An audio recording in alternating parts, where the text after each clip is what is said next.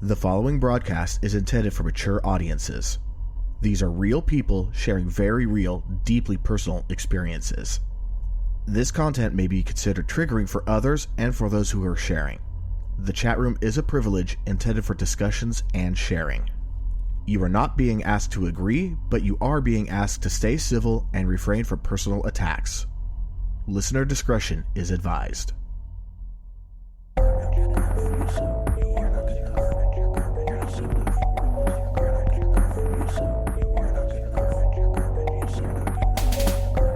All right, welcome back to Am I Mental, a live weekly podcast where real people share real stories about living lives with mental health issues and things that impact their mental health. I'm your host, E, and with us, as always, is our co-host, C. Hello. I changed it up a little bit. And Betsy. Hello. Yeah, C should have seen the look on my face and would have gone, oh, shit, here we go. Anyway. Call me out like that. Put me on the spot. Hell yeah. So, the curse from last season seems to be continuing with the guests that tried booking last season that booked this season. Got someone booked for this season. They were super excited. I reached out to them and ghosted. Definitely hope that everything's okay. I will never take the stance of that they're, trying to hurt us or deliberately do blah, blah, blah, blah, blah, whatever. No. You know what? These are people that are trying to reach out to come on a show and talk about their mental health. It's stressful. It's frightening. It is downright terrifying. We all get that. We've all done it. Definitely. It can be something that sounds like a feat that you're going to be able to conquer when you first sign up for it. And as the day draws closer and closer and it kind of looms over your head, I get the anxiety and the anxiousness about it. So, there's definitely no blame on, coming from us when somebody just can't do it. Exactly. Now, Kat was just asking about it being Porch Drunkies tonight. No, it wasn't Porch Drunkies tonight. As much as I wish it was. Oh, God. Let me reach out to them. That was one person I forgot to reach out to. That would be awesome. Yeah, they're actually in 2 weeks, but if they could make it tonight, holy crap, that would be amazing. Oh, that would be. I mean, they're the freaking Porch Drunkies, for crying out loud.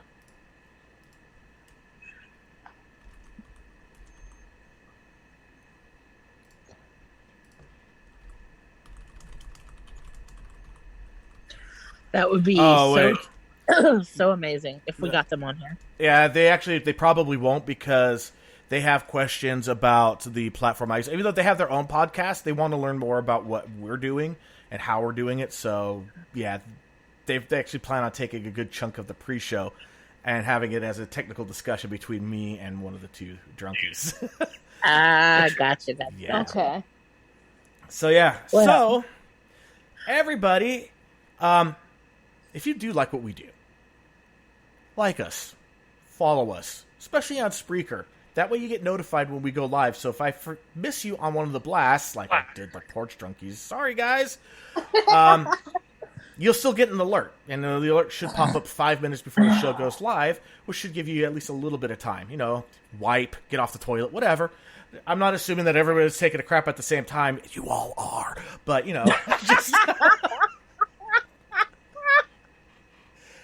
Yeah, no, so... And welcome to the Poop Cast. No. Yes. But, definitely, do that, as well as share episodes. That's probably one of the biggest ways you can help us. Let other people know that this podcast exists. Let other people know they're not alone. I am seeing more and more chat about that, where there are people starting to share our podcast, so thank you for that. And if you want to help us further... we could always use some extra donations. We have our web hosting coming up pretty soon, and actually got some pretty good ideas over the weekend, which I need to try to implement onto the website. Like what to expect if you want to be a guest, frequently asked questions, what a pre-show is like, stuff like that. really awesome things that would really, I think, help with people that want to learn more about our podcast and hopefully help them from being so stressed out that they don't make it. Again, no knock on people that decide that they can't do it. It's terrifying. But the reward of doing this show, I think, way outweighs the anxiety and fear that come before the show. It's really hard to believe it until you actually walk through that door. You know, we can only show you the door. You actually have to walk through it.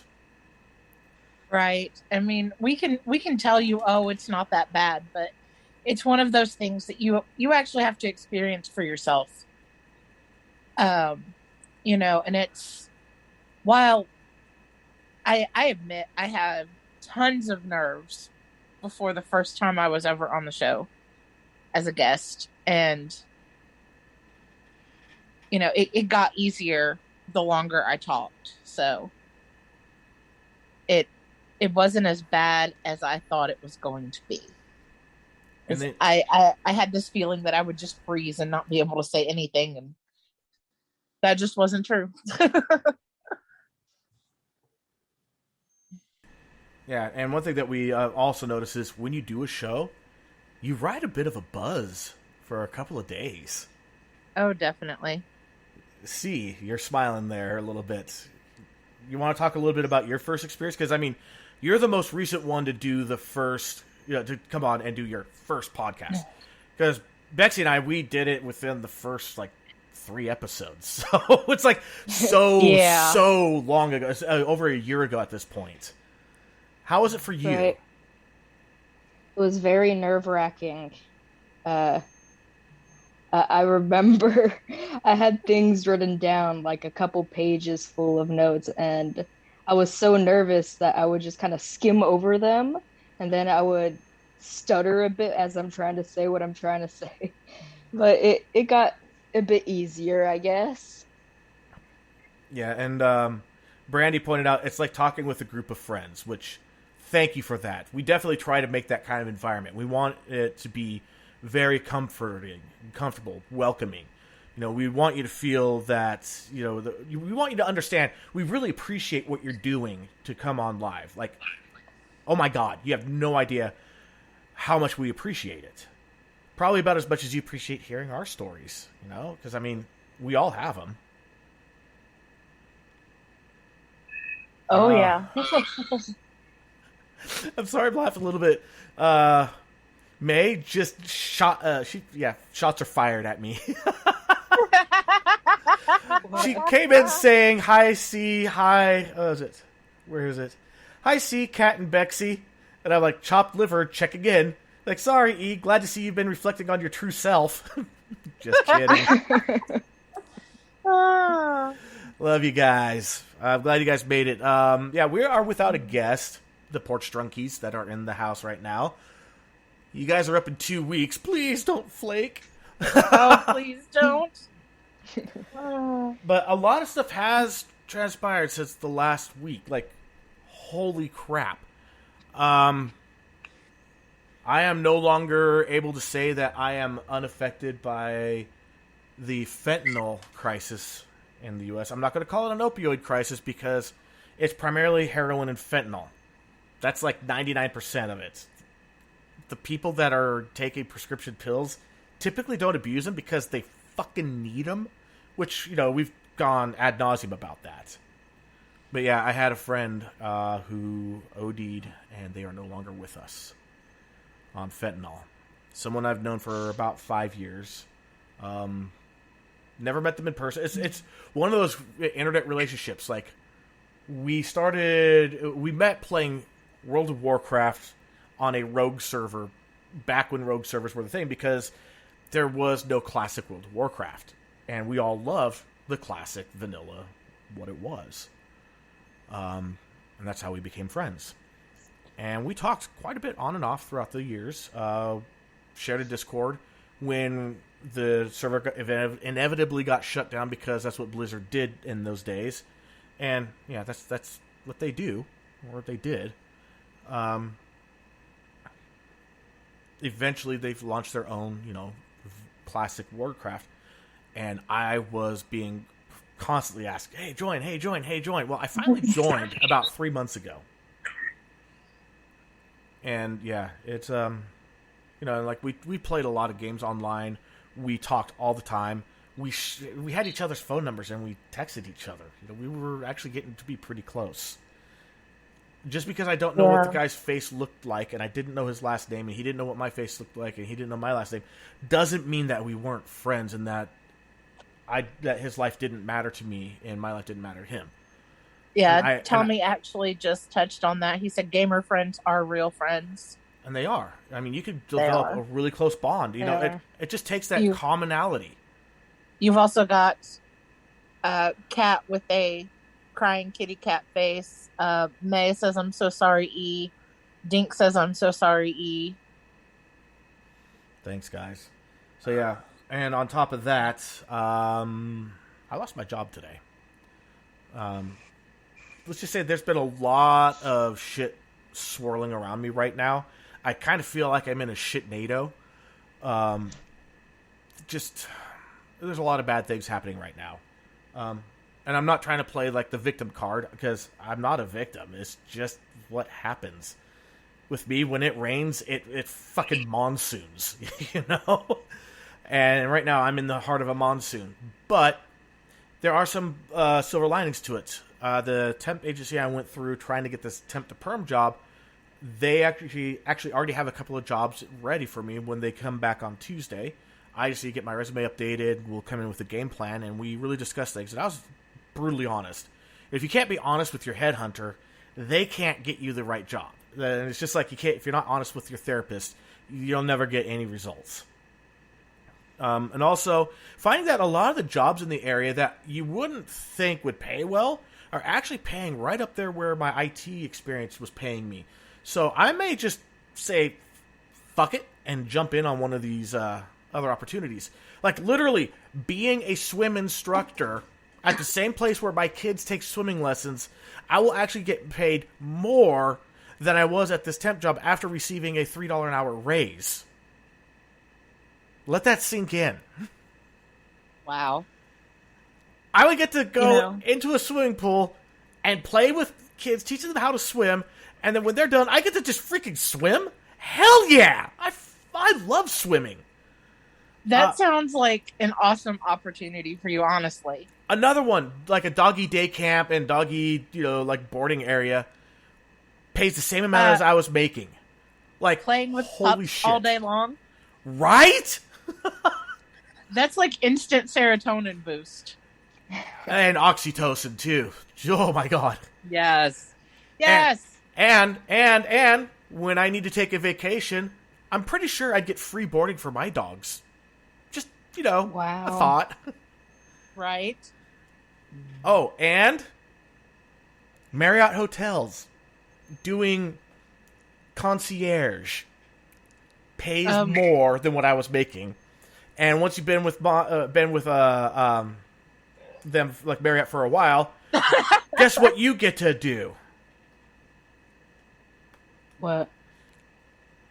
You get to go stay at any Marriott you want in the world for free. Awesome. Ooh. Okay, we have some comments. We have a couple of what's when you mentioned that you had lost your job, and then when you were starting to talk about the other opportunities, Kat said you were just promoted. Yeah, I was. And Jink says you aren't alone, bro. One door closes, another one opens. True. Brandy says, I took a pay cut to be a library tech. And then she says, in all caps, do not work for WAG. Didn't plan on that one. I've read the reviews. Sorry, WAG. You need to up your game. Yeah, she says, if you were talking about WAG hotels, I'd strongly advise against it, but I'll refer you if you want. Nope. When you were talking about the dog job, Tink says, oh my God, I need that one. We have 15 now. Nice. And Kat says, stay free.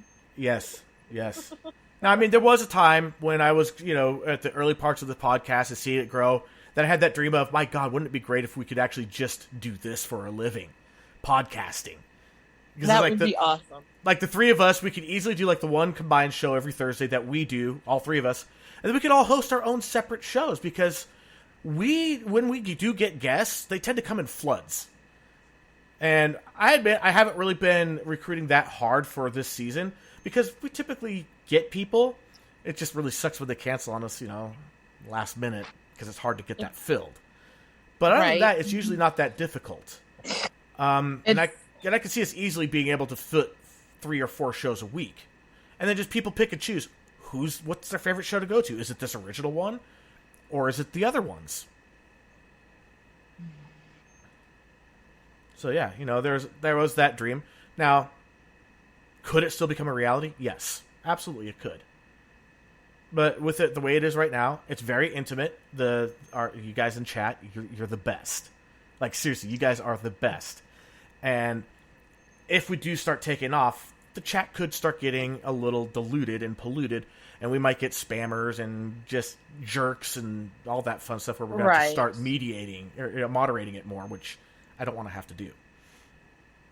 So, I think it's great that, the chat stays really active but fairly small, which is, perfectly fine. It's awesome that, everybody comes in and it's just like, it doesn't feel like we're talking to strangers. It feels like family to me. Yeah. I mean, it's just like every Thursday we get to step into this, into the embrace of like all of this extended family, and they understand and they get it, and it's amazing. I mean, earlier tonight I was saying, I don't know mentally if I'm in any shape to do this. I just had a really hard emotional day, and then I thought about it more, and I thought, well, there's no better place to be than to just, come online and be here with the people that care about me for a couple hours. I mean, I care about you more than just a couple hours, but okay. Well, I understand that. Chopped liver checking in. Hey. You don't get to do that, non-biological brother. You do not get to do that at all. There's no guilting me. Not from you. True. I was like, how much I love and care about you, and I'd drop damn near anything to do, anything you asked me to. Ditto. Just because. And see, you get the same treatment from me as well. Yes. Definitely see as well. Yeah, but they are right up there with you as far as non-biological family are concerned with me. Exactly. And I mean, if you ever need to just get away, I have a detached office. It's about as secure place as you can have. It has a pull-out lazy boy sleeper sofa, its own AC, its own heat, its own air purifier, and doggy doors so the puppies could come and visit too. Aww. Like, I have a spare room. I would easily turn it into. Right now, it has office stuff in it, but I would very happily turn it into a spare room if you ever came out this way and needed a place. But I have a detached office, which gives you more privacy. This is true. This is where we are not going to fight over them. Yeah, we are. Trying to convince me to come over to your guys' house. I was like, no. This office is better. Just trust me. But I have 3 doggies. Ooh, I mean, I have 2 doggies, 2 cats. Ooh. And a swimming pool. I have 3 dogs and an Adam. Hard to compete against Adam, honestly. I also have video game systems in every room. Oh, wow. I don't have that, but I do have the ability for you to play video games in the office. It's like I have several laptops. This house has a Xbox One and an Xbox Series S, X, whatever the newest one is. There's a new one. There's 2 Xboxes basically, and like almost every Nintendo system you could name. PlayStation's better. Just saying. That's what you say. I'm a Nintendo girl. Oh, I love Nintendo. Like, you and I will never fight over Nintendo. But Dink was saying we have 15 rescue dogs. They take all the space in the house. You'd have to stay with dogs at my house. Meanwhile, Kat was saying, cats? I'm in. Yes. I think I want to go visit Dink because doggos. Like, I want all the doggos.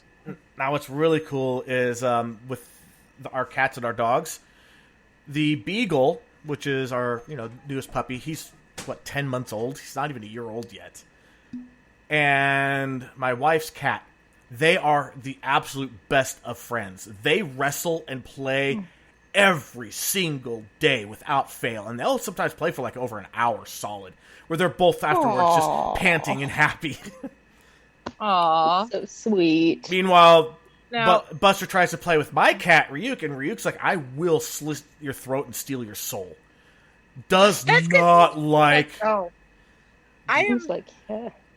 I am absolutely very curious to see how Ryuk would take to me, just because I am allergic to cats, and I can take an allergy pill and be just fine.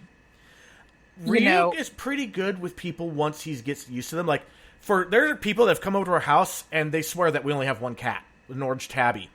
They're like, no, we have a black long-haired, too, with golden eyes who, basically doesn't like people. Too bad. I'm going to kidnap them. I get told all the time, by people, oh, my cat doesn't like people. My cat doesn't like people. And then I'm the first person, I walk into their house and I'm there for 5 minutes and the cat is like literally in my lap. And I'm like, oh, come here, you pretty baby. I've only had 2 cats ever that when they said the cat doesn't like people, I'm thinking, yeah, right. I've always gotten along really well with animals. It's just part of my nature. Yeah, these 2 cats, no. No. They were nicer to me, but that's not saying much. That's a really low bar to hit. I may be allergic to cats, but I freaking love them. I will go out of my way to pet the cats because I love them.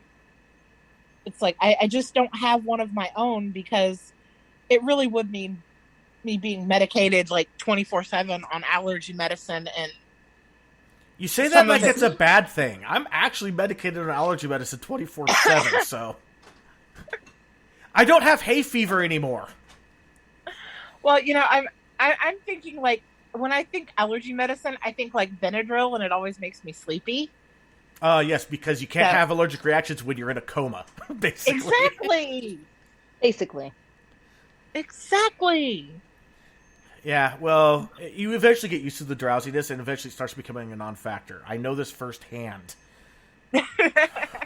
I don't care that I know this firsthand, but at the same time, I don't have allergies, and there's something that blooms in this area around this time of year that if I'm not on my allergy meds, I go outside, and it starts with a slight little tickle in the back of my throat, and I'll be like, cough a little bit, cough a little bit, like, God, did I swallow a bug or something? Did I swallow it wrong? And within a minute, I could feel my throat closing up, and I'm like choking and wheezing and have to get out of it. But I go into like the lobby of a building, and just as fast as it hits, it goes away. But I take my allergy meds, and I don't suffer shit. Dink says right. I'm allergic to all the dogs, but they are well worth it. LOL. Meanwhile, Kat was saying that Ryuk would be all over you, Bex. They could tell when someone's allergic or doesn't like cats. Oh yeah, I've noticed that. Because people will tell me, "Oh, my cat won't bother you. You have allergies. They stay to themselves and blah blah blah." Like I said, the next thing I know, the cat's in my lap. And I'm just like, oh, well, hello, baby kitten. How are you? I'm going to go ahead and start getting the stuffy nose and start sounding like I have a code. I'm going to pet you, and you are going to make my sinuses suffer, and I do not care. The kitty cat. What? Exactly. The kitty cat. Okay. Something about the kitty cat. Good. So, see, how about you? Anything interesting happened over the last couple of weeks? Like, this last week, especially today's been kind of stressful. Um, well, I've had some good things and some bad things. I'll start off with the bad, I guess. So for about like a month now, I've just been feeling pretty numb. And it's almost a daily occurrence now where I've started feeling passively suicidal. I Like, don't like that. Me neither. Relatable. Don't like it. Same. yeah, it's just something that passes through my mind, like thinking back to when I was really depressed and I came close to killing myself a couple times. I think about those situations and it's like, damn, I kind of wish as terrible as it sounds, I kind of wish I had done it just because it gets so tiring being alive. Um, Yeah, I get that.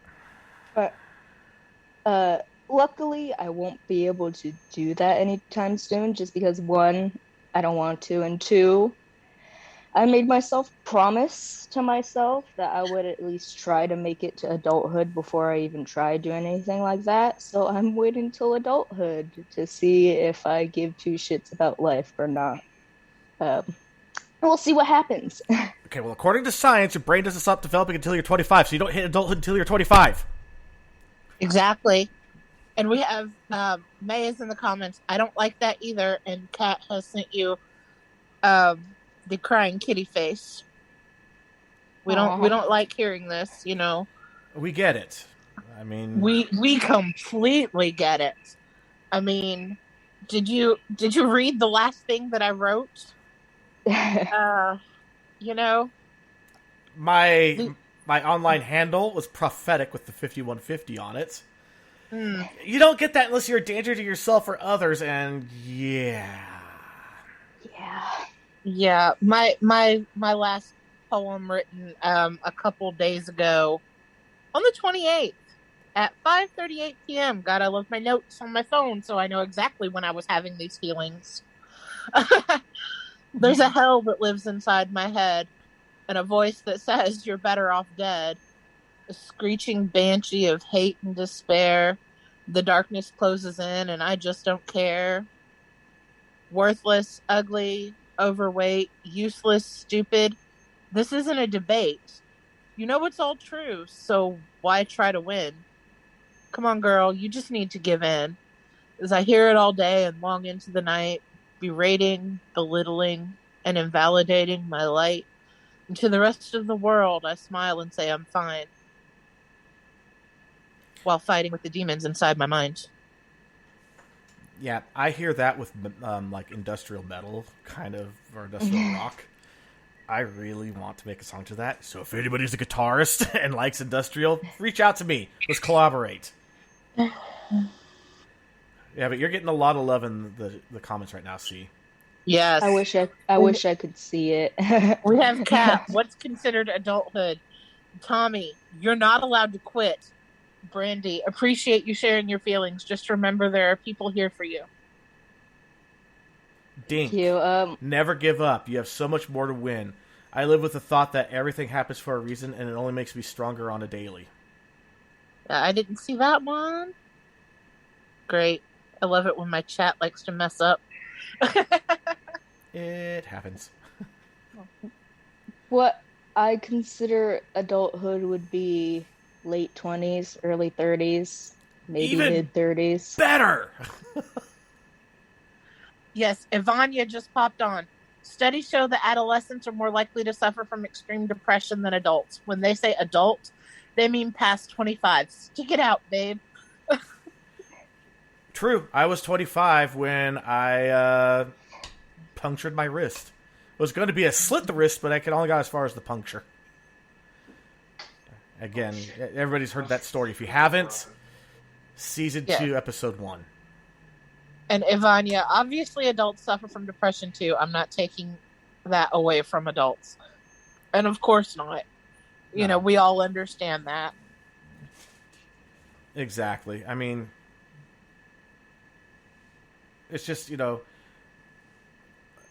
Ivania, just so you know, I think that nobody here is going to take it the wrong way. I think that we're all going to give the benefit of the doubt that you're not trying to invalidate anyone, because that's just kind of not what we do around here. So, but thank you for the clarifying.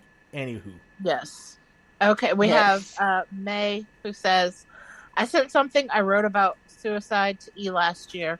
While I understand where your passive thoughts might take you, but understand you're not alone, and I will always listen if you need to talk. Kat says, good. I felt at 30 I was finally an adult.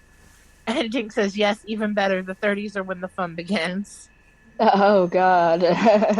I mean, Can't the 20s could be a lot of fun, but what I've noticed, coming, hindsight, having gone through it, the 20s are almost as confusing as the teen years, and they could be way more chaotic because you don't have the structure of living at home anymore.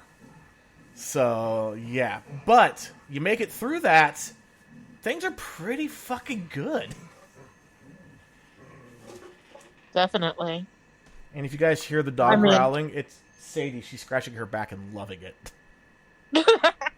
I was a little bit, it took me a little bit longer because I don't think I really started to live until I was in my late 30s. So anyway, But- see, you look like you really have something to say. I really am just kind of nodding along. I don't know. I just don't see life as that fulfilling. It just doesn't seem worth it to me. I know that sounds terrible, but it just doesn't seem worth it. And again, you're not saying anything that I haven't thought myself. Or me. There are I times. get it. There are times I wake up and I'm still like, I wake up, I stretch, I'm like, I should just kill myself. And don't even not even bat an eye at it. That just went through my head. Mm. But yeah, I mean, all we can do is tell you that it does get better on the other side, and never, always keep fighting. You are not alone. These are very true things. They sound cliche and catchy because they kind of are, but there's a lot of truth behind it. Yeah, Right. And like I there said, is. I will take you in if you need a place to stay. If you feel that you need protection or shelter or whatever, anything you need, you have it here. If you need me to come to you, well, I'm currently unemployed, so I can do that. Yeah. I I don't think that it really helps that I haven't been taking care of myself that properly. As in, I've been completely struggling to even brush my teeth. I've been struggling to make sure that I'm clean and to change my clothes. And even worse is to take my own medication. I'm not gonna lie, it's been like 2-3 weeks since I've taken my pills consistently last. Yeah, I totally understand that. okay, I'm going to admit something that I really didn't want to admit, but you came out, you were honest, so I'm going to return the favor. My gums hurt. I haven't brushed my teeth so long. My teeth are starting to turn yellow. I think I spit butter. Wow. I've been wearing the same clothes for over a week. I haven't showered in a week. And I've only taken my pills in the last 7 days 3 times. So I'm in that boat with you a little bit there. I get it. Yeah. I'm disgusting right understand. now. So am I. I mean, I don't really care at this point anymore. I get it. Aside from my insulin, which I take every day, I have not taken any of my other meds for a couple days. Because I just didn't want to. I just didn't see the point. I still don't. Bexy. I know. I took the insulin. That's the important one. Well, so are the thyroid ones, so you don't, not wake up. Yeah. I've been in such a bad place and I've had such a bad flare up lately that I just don't care. I have spent 3 out of the last 5 days in bed not doing anything because I couldn't. I didn't have the will to do it. I've done the bare minimum for the people in my life. I have fed Adam and sent him to his day hab with his lunch. And when he comes home, I've made him his snack and then I make him his dinner. I don't care if I eat. I don't care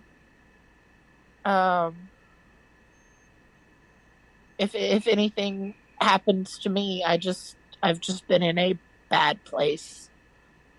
My feet are so swollen that they look like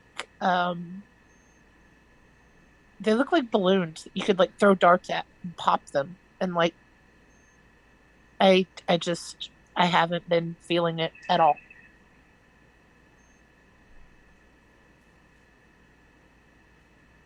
Sorry, Betsy. Yeah, I don't have the words.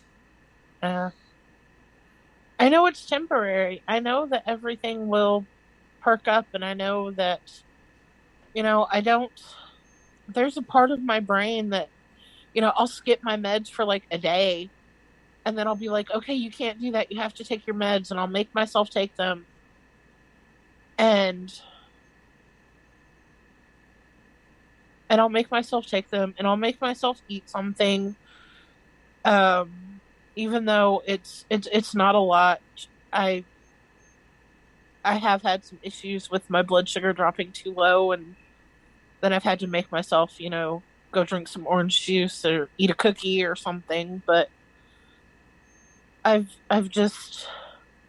get so worn down when I feel this way, and yeah.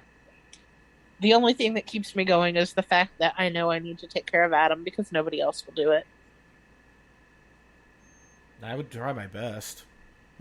I don't know I that know I could you do would. it. I don't know if I could do it, but I would try my best. I mean, I understand. It's a daunting task to take on a 35-year-old who has the mindset of like, in a lot of things, he has the mindset of a teenager. He's got that attitude, and if he doesn't get what he wants, he sure does know how to throw a hissy fit. And then there are some things where he's like a 5 or 6-year-old because he still wants Happy Meals and toys and things like that. And then there are other things where he is like a baby because he still wears diapers. I still have to change and clean him, and I know that that's a lot for anybody to take on. And it's not something that, just anybody is going to be able to do. That's all that keeps me going a lot of days. And I'm not going to lie. I still want Happy Meals and toys. Well, if you come to visit me, I will buy you Happy Meals and toys. I'll even let you buy... I just won't eat the food in it because I really don't care for McDonald's, but I want the toys. Right. Well, how about... We'll go to a different place that has better food, and we'll buy you their kids' meal and get you toys. I would do that.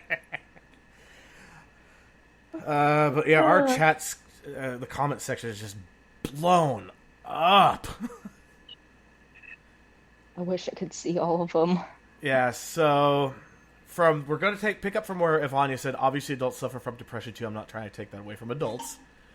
May, I sent something I wrote about suicides to E last year. While I understand where your passive thoughts might take you, but understand you're not alone. Oh, that's right. Bex, you already read that one. Yes. Kat, good. I felt like that 30 I was finally adult. Dink. Yes, even better. The 30s are where the fun begins. 30s are when you truly become the adult that doesn't want to grow up. I'm 39 and have imposter syndrome. I still feel like a 19-year-old playing pretend on having my shit together and hoping I don't get caught. Preach! Right. Preach to the choir, but keep on preaching. Praise the Lord. So yes. Dink, I promise you, I felt the same way long before adulthood set in. I have the marks to prove it. Brandy, have to find something you love or ignites a fire in you. I'm 31 and I just found the fight I've been missing since I was 20. I find something that brings you productive joy or May, sorry, I keep saying May, and do as much of that thing that you can. Dink about me not showering and all that. You, E, never. Thanks, Dink. It is a daily fight to remain positive and get focused to move forward. And the cat went ahead and laid into you, Bexy, a little bit. Taking insulin and not eating isn't good, Bexy. Oh, I yeah. know. Oh yeah. May being who she is, she's such a golden heart. I love her. Imagine Adam without you in it, Bexy. Let that motivate you, please. It's the only thing that does. Yeah, and then Kat, who doesn't want Happy Meals and toys? And Tommy, C, you are a human. It's a roller coaster of a ride. You got to see the corkscrew. The corkscrew's actually kind of fun. Yeah. I will say this: probably one of the most and least stressful points at your life at the same time is rock bottom. Like, the whole world goes on pause when you hit rock bottom and you start coming out of it. And the wagons get circled around you. The people that truly care about you show themselves. And you may be surprised who they are. And you may be surprised who's not there. It's one of those things when, a good little saying is, when people show their true colors, believe them. Been rock bottom. I was in a 5150 holding tank. Mm-hmm. And the guy next to me was trying to convince me that the government and aliens are in cahoots with each other. Yeah, nobody needs to be subjected to that. But I will say one thing. I was like, man, I thought I was crazy. I'm just having a bad day. You are clearly in need of more help than me. And now, of course, the government admits that there are UFOs, so maybe he was right. So, yeah. But no, there is kind of a backhanded blessing, I guess would be a good way to put it, when you hit rock bottom. As long as you are willing to reach out to me, know that I will be there for you when you hit rock bottom. Gotta keep that in mind. And that's not an empty promise. I know for a fact that it is, every word of that is meant. When he says, if you need to call me at 3 a.m, I mean it. He means it. You can call him at 3 a.m. Whether I sleep through the phone ringing or not, that's questionable. Depends on how tired I am. But if it does wake me up, I will answer. Right. Otherwise, I will respond as soon as I gain consciousness and look at my phone. Yes. And as awful as this sounds, I hope that you do hit rock bottom and make it through. It's almost cathartic. It actually is. You shed a lot of the bullshit, and you come out so much better on the other side. It's like it's like a cooking thing. It renders you down to just your essence, and then you build off of a brand new, very solid foundation and a better understanding of yourself and those around you. It sucks. It hurts so hard to get through. It does, and I am thankful I haven't sank to that spot again. I hit that about 4 years ago now, and I haven't gone back. I mean, I have my bad days still, because I'm not going to tell you hit rock bottom and start building yourself back up and everything is suddenly perfect, because it's not. No. But it gets better. It gets easier to deal with the things. It gets easier to talk about when you're really having a bad time, because 4 years ago it would have taken E forever to draw anything out of me. I would have kept insisting that I was fine and he didn't need to worry, and he knew better. Yeah, don't feed me that bullshit. Takes one to know one. I was going to say, that is one man. When it comes to your mental health and the state of your mind and everything like that, you cannot bullshit him. He can see through it all. Well, I don't know that I can see through it all, but I have a pretty good bullshit detector. He's pretty damn perceptive. Let me say that. And then Dink was saying, Bexy, you need some you time, sweetie. Kat, I agree, Dink. Taking care of Adam can't be your whole reason to be here. You need some you positive time. Which we've gone on plenty of times about altruism. So yeah, that's part of the altruism thing there. I know. And I don't want to read Brandy's comment because it sounds really self-serving. So I can't see it, so. Damn it. Me neither. Brandy said that he does mean it. I've had a bad day and vented to him, and without hesitation, he offers a safe place to deal with what's going on. Mm-hmm. And then Dink was saying, oh, yes, you can, E, about, I guess, my bullshit detector. I'm telling you, it's not me blowing smoke up your ass. It's not me trying to inflate your ego or anything like that, but you're damn good at, rooting out the bullshit, basically, and being like, just being able to look at somebody and being able to tell them, I know there's something wrong. I know you're lying right now.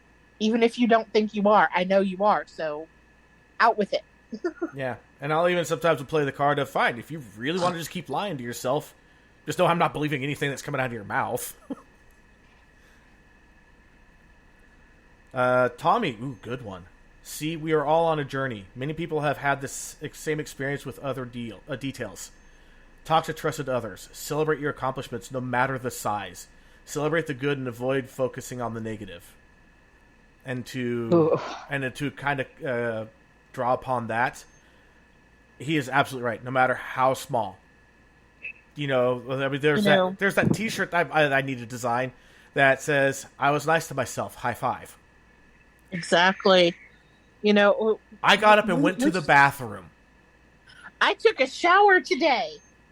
I brushed my teeth. These are all things that should be celebrated. I went and I got something to eat when my stomach started to hurt. I was so hungry. Mm-hmm. No matter how small it may seem. I took my meds today. That's one we all need to. Yeah.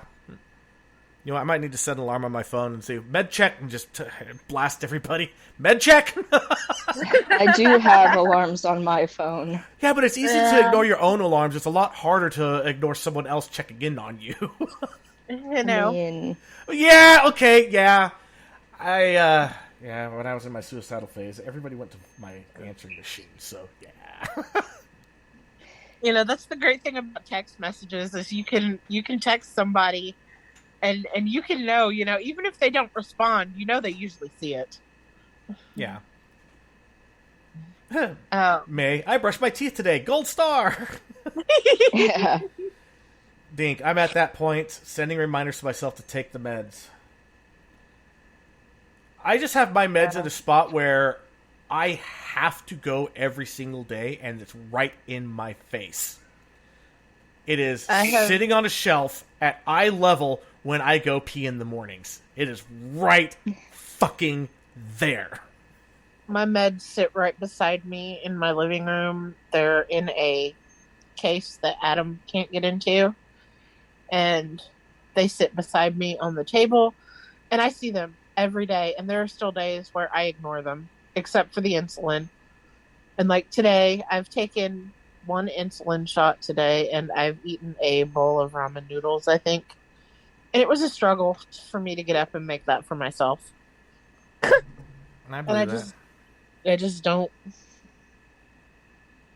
really care too much to eat when I feel bad. And I know I need to. I mean, I will say that usually the staying in bed for as long as I can helps with the swelling on my feet, but it's not so much working this time. They want to be stubborn.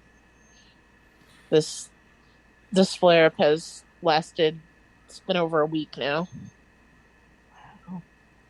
So, yeah. It's just we're talking about stressors as well today. If anyone hasn't done it already, look up the lava fire. It got fairly close to my hometown. A lot of the campgrounds on the north and west side of my hometown, mandatory evacuation. So this fire was touched off by lightning, I believe, on Friday. So almost a week ago. Cal Fire went out and they extinguished the fire. And they were sitting there hitting all the hot spots and all that to prevent a flare-up. Did thermal imaging, came up good. So they left. Well, the reason that this fire is called the lava fire is that it was touched off in an area that is known for its lava tubes. Lava tubes can, and sometimes do, and in this case, absolutely does have vegetation growing in it. And these tubes could be really deep. So thermal imaging won't see shit. But if the fire drops, like say burning embers drop through a crack into a lava tube and hit the vegetation that's underneath, yeah. That's what they suspect happened. And it flared up again, came roaring alive again. And yeah, it started threatening my hometown. I still have family there. I still have a lot of friends there. And I was in a bit of a panic. It's like, God, do I need to go up there? This was yesterday. I was like, do I need to go up there and help some of my friends and family pack up and, GTFO? It's a 3-hour drive for me to get up there. So if it starts getting close enough, I'm going to have to go. Well, the good news was the wind shifted, starting to blow the fire away from town. The bad news was two fires started about 10, 11 miles south of my hometown, blocked off the freeway, and were being blown up towards the town. So, yeah. That was fun. Sounds like it.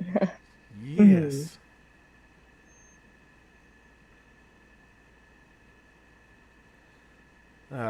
So yeah, and also we got a comment about from Brandy. One thing that she likes about Facebook Messenger, it lets you know the recipient read it. I don't necessarily know that it means that they read it. It means that they at least glanced at it. But yeah, it is nice to know. And then when I was talking about having the meds on the shelf in front of the toilet, dink, oh my god, so do I eat. It doesn't help me. Yeah, well, I mean, 3 times in 7 days. Obviously, 4 of those times I looked at it and went, bleh. I was, scrolling back, and it's at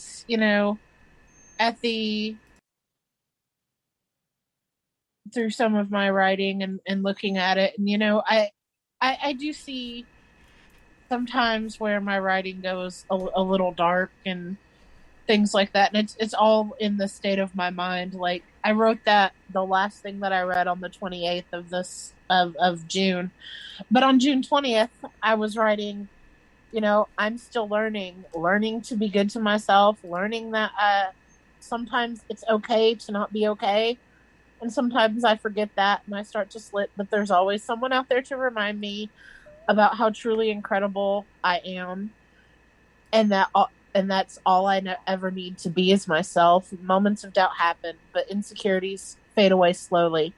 They do fade, however. Learn to love who you are. It's the best advice you'll ever get. And that really is, too. It definitely is. And if any of you guys are interested in finding some of Bexy's poetry, she does post it in the poetry channel on our Discord. Link is in the chat. So go ahead and join us there. We definitely want to build up the Discord because we want to be able to have these conversations, not just scheduled once a week at the same time. Sometimes you might have a small little crisis and you need to share.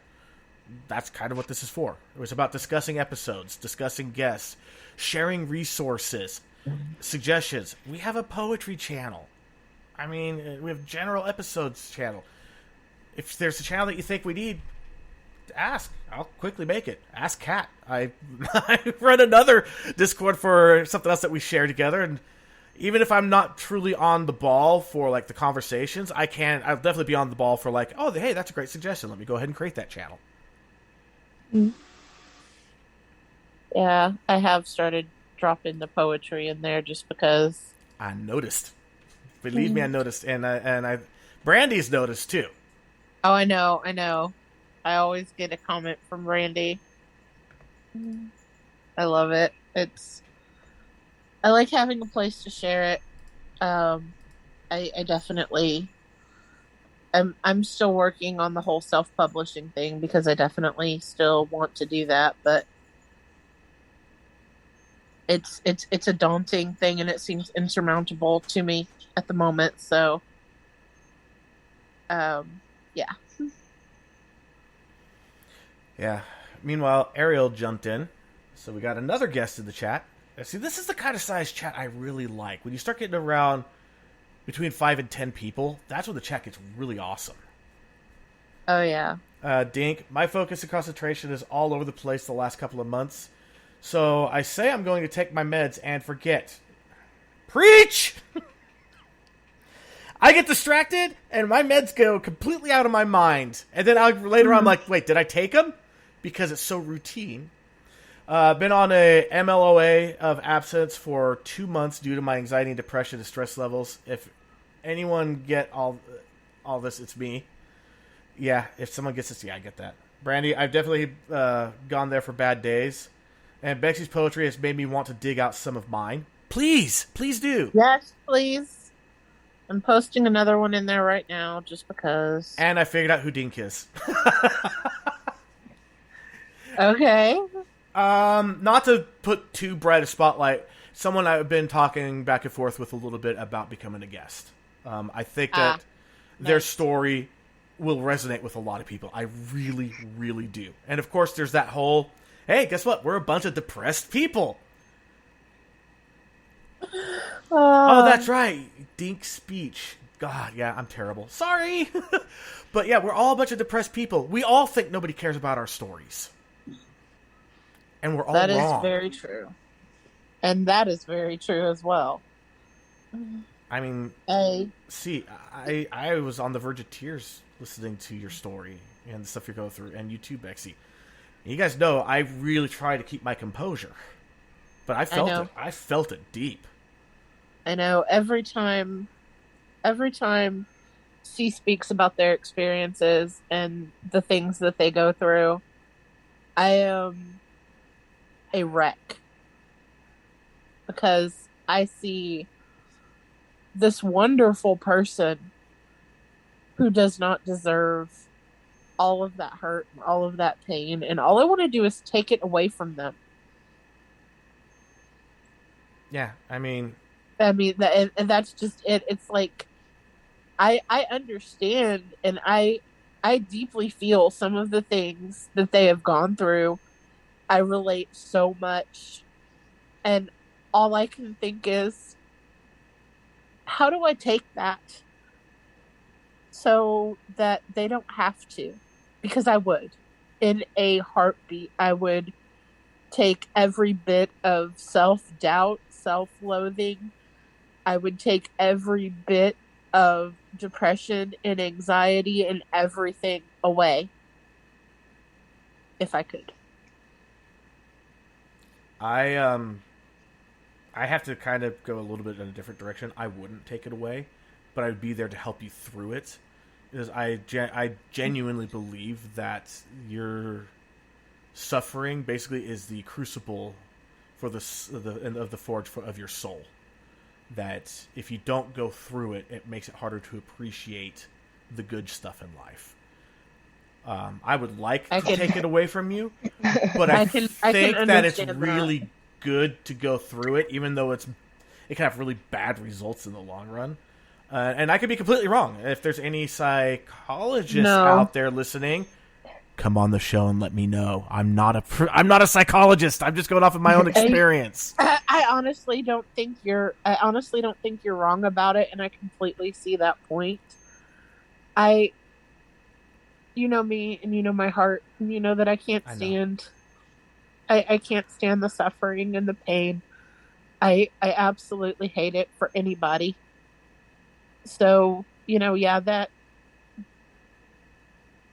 it's, the old me would have been like, no, you're completely wrong. I need to do everything I can to take all of this away, and it can be, my burden or whatever, but I know I can't take on that burden.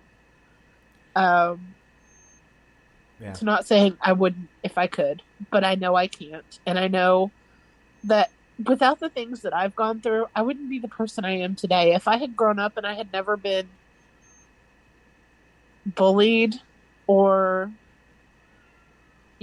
mentally and emotionally and physically and abused, would I be the person I am right now? If I had grown up and I had, all of the self-confidence because I had people around me that were supportive, and I mean, I could have turned out to be just a total snot of a person, basically. Well, you are my snotty non-bio kid sis, but, Well, I know. And I'm plenty snotty right now because I'm crying, but... I mean, the way I look at it is I don't know what I did in life to be blessed to have two co-hosts that are equally bright spots of just sunlight. You guys are both stars in my eyes. You both are warm, caring, nurturing. You guys are amazing. And I know that you may not see what we see yet, but I'm hoping I hope that you're starting to get glimpses of it. I hope that you're starting to get an idea that maybe we do see something.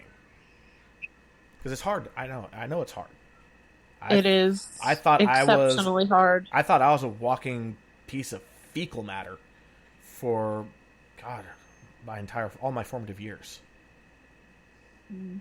And I wouldn't believe anybody. It took one special person to finally be able to go, look, you are better than you think you are. And it was hard. It took years. I still struggle with it. I still struggle with it. I can admit that, it doesn't matter how many times people look at me and say, do you know that, they literally call me sunshine, and I can't see it. You are my sunshine. But not my only sunshine. please don't sing that. I'm going to cry. But it's true. You guys, seriously, the little group chats that we have, you guys make my day. When I'm down and I send out just some shitpost meme, you guys make my day. You guys help pull me through. You guys mean so much to me. I don't know if I don't know how I got like such a strong bond with you and feel so strongly about you, see, in such a short time, but there it is. It's the same for me. It's like there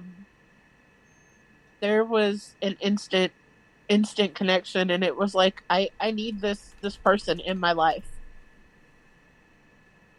It's not just that, I want to be a part of their life and I want to watch them succeed, because I do. I absolutely do want that.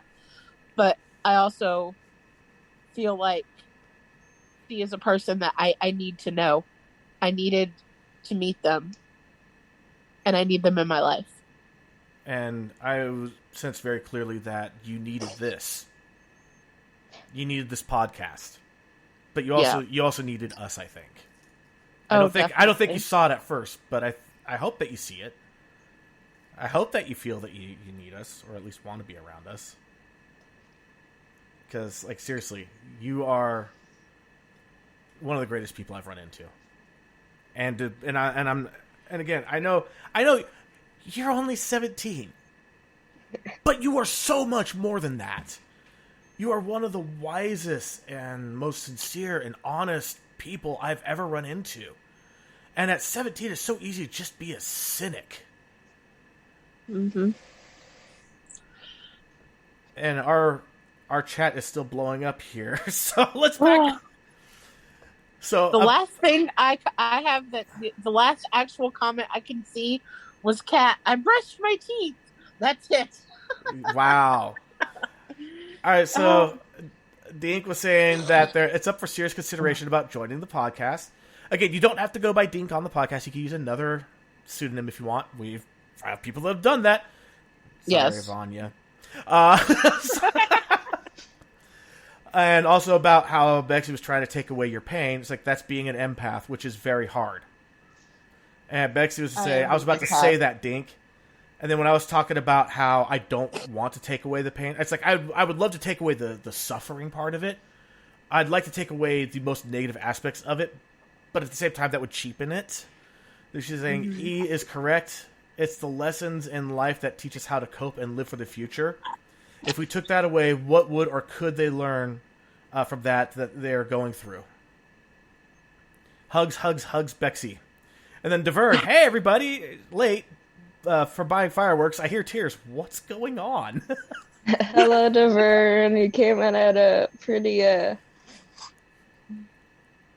time. It's nothing on my emotional empathic self. Yeah, and I was just going to say, let me go ahead and just take a line from Fight Club. You met me at a really strange time. And Dink was saying, Bexy, I don't know you personally, but I can tell you are a ray of sunshine from what I do know. Oh. And then Kat, Bexy C, E, Dink. Well, basically everyone is having a bad week, month, ? And that was directed at Devern. Devern, well, that's not good. So good then. I myself am all right. That's great. You know what? Finally, someone is having a good week. I will celebrate your victory. Hooray for the good week. Yeah. May, I've realized a lot of depression is found in feeling a lack of control. Which, yeah, when I start feeling out of control, that's when my depression gets the hardest. So, yeah. So, of our lives, of our circumstances, of our relationships, whatever. There's a lot of found freedom and understanding that we should only expect to control what we can control and just observe other shit. And then Tommy, I am who I am and that's all that I am. Popeye. Which actually, honestly, that is a great quote. It really is. And then Devern, I could tell all of you from talking to Bexy all the time, she's a pretty great always. And Kat, that's great, D. Yes. Let me just put it this way. Last week, in my work chat, we were talking about it felt like a week of Mondays. So it's like, this is the most Monday Tuesday we've ever had. Well, this is now the most Monday Wednesday, and the most Monday Thursday, and the most Monday Friday. And then I had a friend OD and die from that fentanyl overdose. Yeah, the most Monday weekend. It hasn't stopped! And Devern, I mean, I got a Route 44 lemonade in my mouth, so I'm okay. Or limeade. I love limeade! Oh my! Have you ever done a strawberry limeade slush? No! It is so good. It is so good. See, I don't like cherry, but I do like limeades. So when I go to Sonic, I will, on occasion, a very rare occasion because it's a lot of sugar in their slushy mix, but I'll get myself a small strawberry limeade slush, and they make it with the strawberry slushy with the real strawberries and stuff like that, and the lime, and it is so good. Yep. And then the first, I'm so sorry, Eve, that's fucked. You know about the week of Mondays. And then Ariel, berry lemon slush. And then Devern, I have the cherry limeade, LOL. Meanwhile, I'll go down to, I know this is controversial for some people, I'll go down to Chick-fil-A and get myself a frozen lemonade because fuck yeah. Oh my god, they're so good. And they have a sugar-free one! Yes! That's why I love them! May, I love your perspective, Devern, in the quotes. I got my limeade, all is right in the world. Anyway, we did cut off C, because the comments are just rolling. Okay. I would say I've been smoking a lot more. Been doing that. I started drinking more Pepsi, which isn't the best. I did not know you when smoked. I was really... Yeah, I smoke weed. I've been smoking it 4 or 5 times now, daily, basically. Mm-hmm. My own personal little distraction.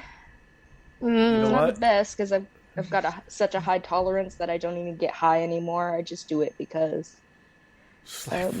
I just took an entire eighth of the biggest bong rip ever, and I got a little head change. Okay, yeah, that's a lot of smoking weed. I've never been that far, but I used to be wake and bake, so I get that tolerance. I've been told by my younger nephew, who outsmokes me a lot, that well, he smokes a lot. He said, "You outsmoke me." And I was like, "Wow, okay." Wow. All right, so we got the question here. DeVern said, "I don't care what the owner is. I love that chicken." So one thing that a lot of people don't realize about Chick-fil-A is that CEO died. So, yeah, that whole thing is kind of a thing of the past now. The company itself still holds to some of the traditions. It is a Christian company. Just like In-N-Out is a Christian company. Doesn't mean that that's bad. In-N-Out, if you look at the bottom of every burger bag that you get, there's a quote of scripture. It's not even the scripture. It just tells you like Ezekiel 23:13. Stuff like that. Chick-fil-A doesn't work on Sundays. But when the Pulse nightclub shooting happened in Orlando, Saturday night, Sunday morning came along. This was the CEO that was homophobic and, anti-gay, ordered the Orlando branches of Chick-fil-A to open up on a Sunday and prep food to give away to everybody that's at Pulse. To the victims, their families, the workers, everybody. But do not sell any to any customers. It is giveaway only and only for them. I thought that was freaking fantastic. But after that, Kat was asking about weed. Isn't that a depressant? So here's the weird thing about weed, about THC in general. In low doses, it is absolutely a depressant. In high doses, it's a stimulant. And in really high doses, it's a hallucinogen. The best weed I ever smoked, I had black lightning off my fingertips, and I was having just the time of my life. And it looks like it just became legal in Virginia. No. There was one time when I first started taking edibles, and I don't use every day.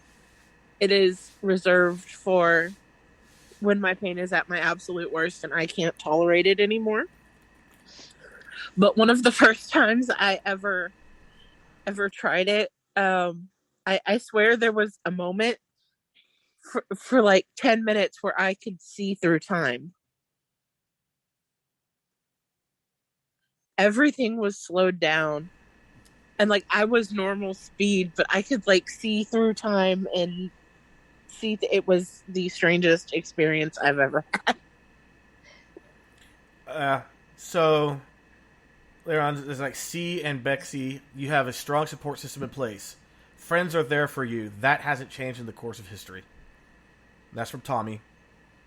And the Cat didn't know about the food for Pulse employees and victims and all that.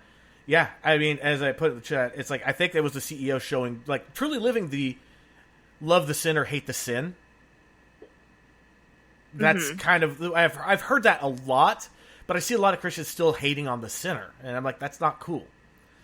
But to see someone actually to kind of embrace that was actually, I was like, okay, you know what? I could give some respect there. I will give respect where respect is due. I will give credit where credit is due. That moment, that CEO deserved the credit for what he did. Anything else, I don't care. But that moment, I will give him credit for that. That was not necessary, and he did it anyway. And he paid his employees for doing it. I mean, that's cool. And then, Kat, I don't smoke it. Already slightly paranoid, and it just makes it worse. Yeah. DeVern. If you ain't sinning, are you alive? Well, if you really go through the whole thing with the Bible, like especially if you go Catholicism, if you aren't sinning, you aren't alive. Because I mean, seriously. I mean, honestly, that's from a Pentecostal point of view, you're not supposed to at all. You're the devil if you wear pants. And then, Kat, that's the Jehovah's Witness philosophy also. And then, I don't trust those things. Just be alive, LOL. You know what? I love that. That philosophy may come across as simple to some people, but honestly, it's a great philosophy. Just What's be alive. wrong with just being alive? Honestly, what's wrong with that? May, the best candy always comes from strangers. Am I right? Yeah, have you ever gotten a Jolly Rancher from a stranger and you just lay down and just tripped out over clouds for 3 hours? That was amazing, Jolly Rancher. I wish. So now, Kat, one thing is that there are 2 different strains, generally speaking, if I remember correctly, of Actually, weed. there's basically 3. There's sativa, indica, and then there's a hybrid, which is like a mix of the 2. Right. I don't know which is which. I know one is more of an upper, and if you're a paranoid person, don't do that. That's the sativa. That's the sativa. The indica is the chill out one. That's for me. AKA Indicouch. Yep. Like, see, if you come to visit me, I have edibles in the freezer. Like, for me, when I was smoking weed, my favorite was the Purple Kush, which is now considered dirt weed and kind of hurts my feelings because now that it's being legalized, the stuff that's coming out now is so much more powerful than what I was smoking in the 90s. God, that was 20 years ago. But still, 30 years ago. But still, like, my favorite that I had, it was a blend of what was called Blockhead and Purple Kush. Basically, the Blockhead would get you high quick. And as the thing is that the kind of weed that gets you high quick also lets you down quick. But Purple Kush is a creeper. Kush was one of those ones that you didn't feel it right away. It was basically you take 2 hits and you leave it alone and wait half hour to an hour, and then you'll feel it. So as the Blockhead was letting you down, the Kush would start kicking in and you would just cruise. And I fucking loved it. Man, this chat is going awesome. Cat laughing about the candy, Ariel. We're going to get one of those Jolly Ranchers. Of course, you're offering her the gummies. I would take that too. Of course I did. Of course I did. Anybody that comes over and wants a gummy, I got them in the freezer. I got you. I got you, fam. Devern, anyone else here almost finished wasting their 20s? Almost 28 over here. I've just started to waste my 40s, so no, yeah, my 20s were forever ago. I can honestly say that I have not wasted any of my life.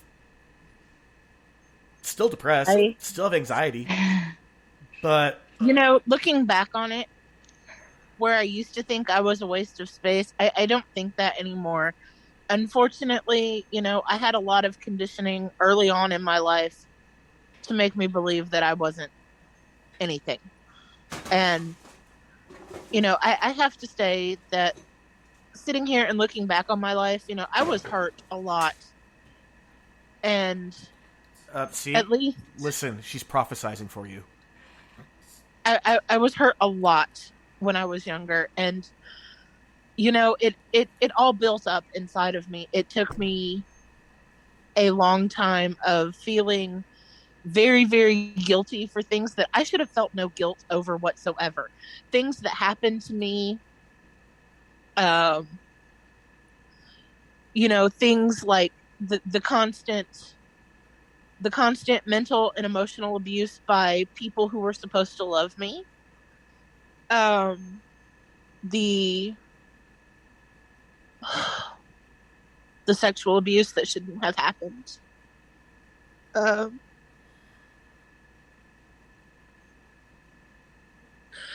It's okay, Bexy. We're here. The constant feeling of not being good enough for anybody in my life. And, you know, it took me 30 years to start dealing with all of that trauma. And as you can tell, it still gets me. Oh, you know, there are still some things of it, just because that's the thing that nobody tells you they think, oh, you can, become a stronger person and work on yourself and get better. And, some people will make you think that it all just goes away, but it never leaves. Those scars run deep. And, I don't want them to leave. I don't want to forget about what's happened to me. I don't want to fade into the background and be that meek little dormouse of a person again. And I'm glad that you said that, because I was just going to say that a lot of people are big on that whole forgive and forget. I'm sorry. Forgiving? Great. Forget? Fuck that. Those who forget are doomed to repeat. Yeah, and you know what? I mean, I will never forget what has happened to me. Have I forgiven people that have hurt me? Yes, I have, but not for them.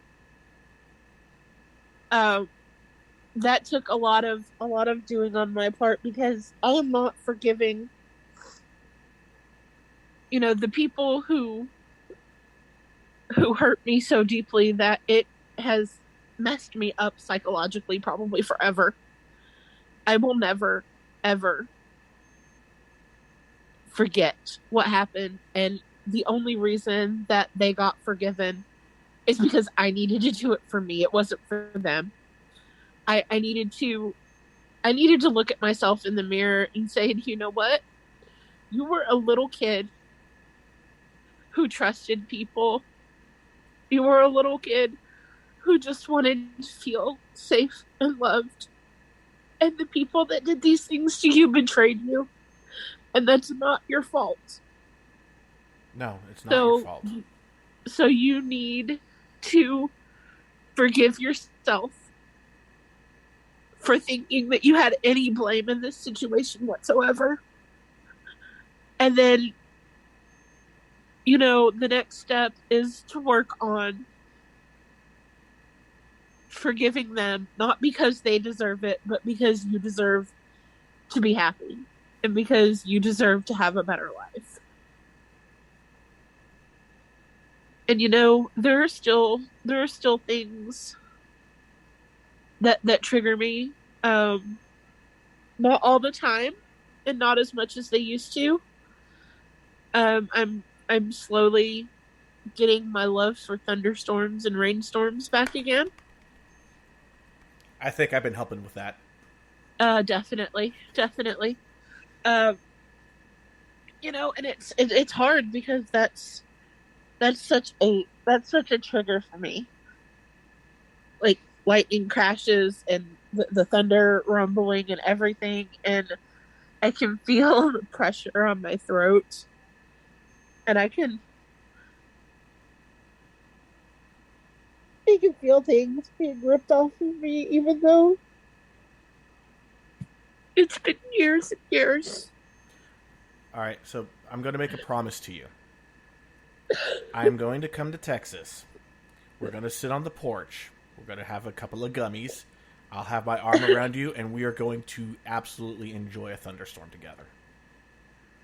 We'll be high as a kite. There'll be nothing around to hurt us. It'll just be you and me. How's that sound? Okay. Yeah. Of course, if C wants to come, I'm pretty sure that you won't mind having the C come along too. No. We can squish you in the middle of us. And then we got brisket! I will get the deep fried brisket for you. Yo. And DeVern was saying, damn it, I made her cry. No, DeVern, you didn't make her cry. No. It's just, we've been on a weird emotional roller coaster tonight. And I think it's Very been much a so. good thing.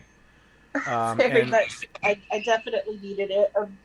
And Ariel said that for you, Bexy, you've grown so much even since I met you. But she did say one thing, and I know you know my answer to it. She said, I'm wasting my early 30s myself. Her activism is not wasting any of her time. No. Now, if she starts truly believing that she's wasting her life like that, I am going to hire someone to kick her in the ass. Got that damn straight. Ariel, I love you. I adore you. You are such a beautiful, wonderful person. I hate that I got kicked off of Twitter while we were finally being able to get to you and help you. Yeah, we love you, Ariel. Absolutely. I mean, if you noticed, we never questioned anything about you, like, what's your sexuality? What's your politics on that? We just accepted you for who you are and what you presented us. And you presented one of the most caring and most firecrackery people I've met. If firecrackery is an actual word. I mean, you fight hard, not just for you, but others that suffer as well with CCP, the chronic or CPP, chronic pain patients. Seriously, I admire the hell out of you. Like, there's a part of me that goes, I want to be Ariel when I grow up. So yeah, don't think you're wasting your life. Cat, he's all about the food. I am. I know this. I'm fat, okay? It's okay, because, like, what is it that the clumps used to say? Asses is big in our family. It's okay. Oh, Devern, I'm the other side of the coin. I'm an example of being loved too much. Either extreme is damaging. Bexy, I know it won't go away, but I just hope you keep getting closer to that a better moment. She really is getting there. She is getting there, and you're right. Either extreme is bad. Like, too much vitamin will kill you. Too much love. Right. Too much love will kill you. It's smothering. Yes. It's like I needed more, I needed more affection and things like that growing up, and not the kind that I got, not the perverted kind. And I understand that some people, as they're growing up, they need less of that, because it gets overwhelming and you feel like you're trapped in these in this ideal of what your parents and the people around you expect you to be. And it's the same kind of feeling when you don't get enough affection. It's like, I'm how am I ever supposed to live up to this? Right. And it's horrible that. And a good visual analogy, I think, of being overloved, it's kind of like the little brother on A Christmas Story when got bundled up to go outside. So bundled, he could barely move. I can't put my arms down. Yep. Oh, I had to uncover his face so he could actually hear what he was saying. Right, and then the mom just telling him, "Oh, you'll put your arms down when you go to school." Yeah, and just wraps it back up again. I mean, seriously, that's too much. But we did get a little more comments in here too. When I mentioned about, I will hire someone too, and even Kat kick her ass. See, people know me and my capitalistic taste. Yes. I would love to be able to afford to fly out there and kick you in the ass, but I'm kind of unemployed right now, so. How about this? Y'all want to donate? amimental.net/donate. We could start an ass-kicking fund. I will come to you and kick your ass. I got a lot of booty to be kicking. Yeah, and I'll do it for. I'll come to Ariel. I'll come to Devern. I don't care who it is. Hell, if you don't want me kicking your ass, we got C, we got Bexy. Someone will fly out to kick your ass. I probably have the smallest feet of everybody, so just throwing that out there. Yeah, but Ariel called me fat, like PHAT, not FAT, and I was like, both? She's like, both is good. Yeah, Kat was saying you can't put someone in cotton wool to protect them from everything. And Diverse, yeah, that is what I turned into, basically. And then, May, we got a Guido! Yes! Oh, go bust you in the kneecaps. I can't really do the New York accent very well, but I can still throw something around. Divert, I want to meet Bexy. Fly her out. Kat, Guido, Ariel, about your feet. Small but mighty.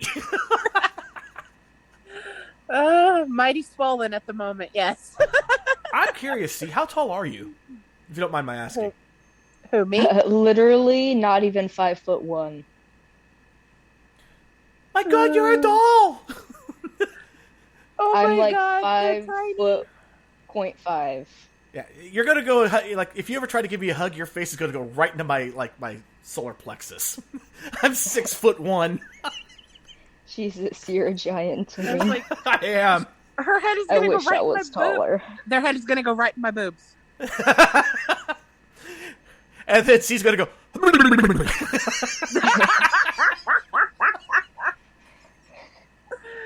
I would laugh. Minxie threatens to do that to me all the time. I would love to see Minxie do that. Like, seriously. Like, if I ever get to see her again, I will record that for you. Hey, you got a celebrity to actually call me an asshole. That was fucking awesome. I know. Ariel was saying, when my grandma hugs me, she has pillows. I would have gotten another celebrity to do that if they had let me use my phone in the meet and greet. They wouldn't let me do it. God damn it. And I know exactly who you're talking about when you said that. And I bet he would have done it, too. Oh, he would have done it. Let's see. Kat, I'm shrinking in my old age. Highest was 5'3 3/4". Now I'm 5'2". Annoyed expression. Yeah, I got the short genes in the family. My grandma was 4'11". My grandpa was 6 foot something. See, I have a dad that was 5'2.5" with his boots on, and a mom who was 5'11". Wow. Yeah, up. And I am 5'6". So apparently, on both sides of my family, like my grandparents' siblings, both sides there was height, like 6'4", 6'5". There was height. However, all of my grandparents were short. I wound up being freakishly tall when compared to all of my uncles and aunts, my grandparents, and all of my cousins up until not too long ago. There is one cousin on my mom's side and one cousin on my dad's side that are officially taller than me. But for the longest time, I was the tallest member of the family going off the family tree like that. Let's see. I recently, about a month or so ago, I got to meet a friend, and they are 6'4". I have never in my life felt like a short person because I'm just average height. Yeah, then you got to meet Tommy, 6'5". Then I met my Wow. friend who was 6'4", and I was like, okay, suddenly I feel very tiny. And I'm a big girl that has never felt tiny in my entire life, but it was like, wow. one of my best friends since 4th grade, 6'6", maybe 6'7". Wow. Tallest person I ever met, Oh. 7'6". Wow. Their hip bone was at my rib cage, and I'm 6'1". I felt like a runt. And just so everybody knows, up until my junior year in high school, I was one of the shortest people in my entire school. The tallest person I have ever met is 6'7", That's funny because Kat works with a guy that is 6'7". or was 6'7", and that's actually not only is he 6'7", but he's just massive anyway because it was Bubba Smith. Oh yeah. Oh god, Bubba Smith is awesome. Yes, the 49ers. nicest guy. Meanwhile, Ariel's asking, "Do we have the same grandparents?" Because my grandma's 4'11" and my grandpa's 6'1". I have an aunt that back when they went with the name midget. I know that's a derogatory term. Which, okay, what was that movie with Robin Williams where he had special needs? And he said one decade he was retarded, one decade he was slow, and now he's special needs. Who knows what I'm going to be in another 10 years? But anyway, I have an aunt who is 4'10" 3/4". 4'10.5" is what was technically midget at the time. 1/4 of an inch too tall. I don't think it was Patch Adams, Ariel. she said Patch Adams. No, Patch Adams was great. I loved that. I loved what he did for the gynecologists. Oh my goodness. Is it The World According to Garp or let's see. But it was a really good point on how terminology changes constantly, especially when the name that's being used at the time could become derogatory over time. Like little people. Right now, that's apparently what's fine. For me, that sounds more derogatory than anything I've ever heard. Yeah, it does to me too. But that's not, I mean, if that's what's not considered derogatory, was it What Dreams May Come? That might have been it. Or I'm looking through a list of movies right now because I just I think it's probably What Dreams May Come. So Kat was saying, yeah, the guy I work with is completely buff. He's very soft-spoken. Think he's very conscious about being a giant and potentially scary. Reminds me of a character from a book series that I absolutely love that Bexy started and hasn't continued, by the name of Perrin Abara. One of my favorite characters in the entire series. I know I need to continue. I have not had the motivation to do anything that involves improving my mind at all right now, so you have to forgive me for that one.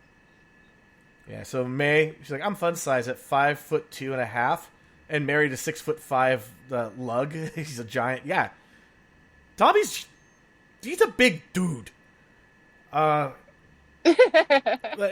I feel so at home next to him because, like, again, I was short until my sophomore year in high school, so being around people that are taller than me makes me feel comforted. It feels like home. And I really love you guys.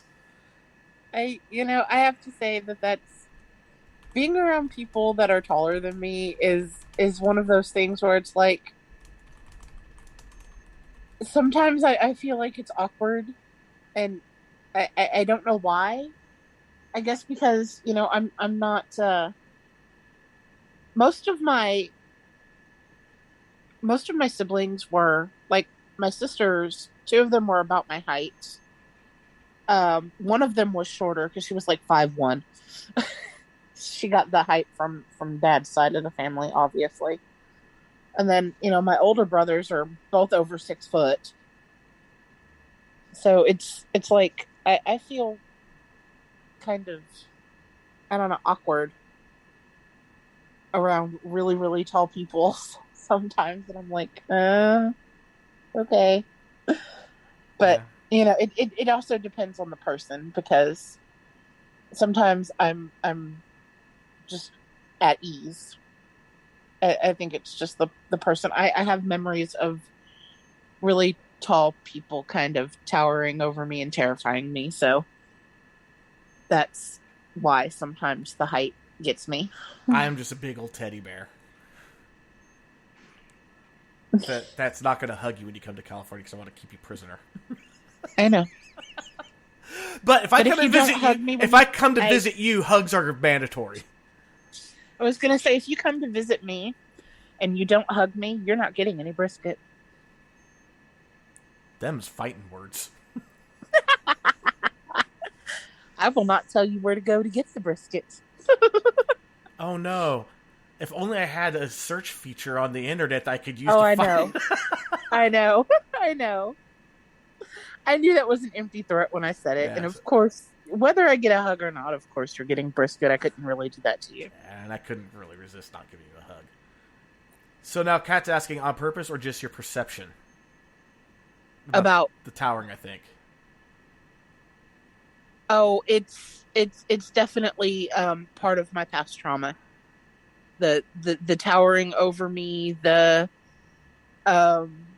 were people who would literally back me into a corner while verbally abusing me, and I would be so upset. All I could do was cry and as I'm backed into a corner, literally hugging my knees to my chest and sobbing, and they're just there.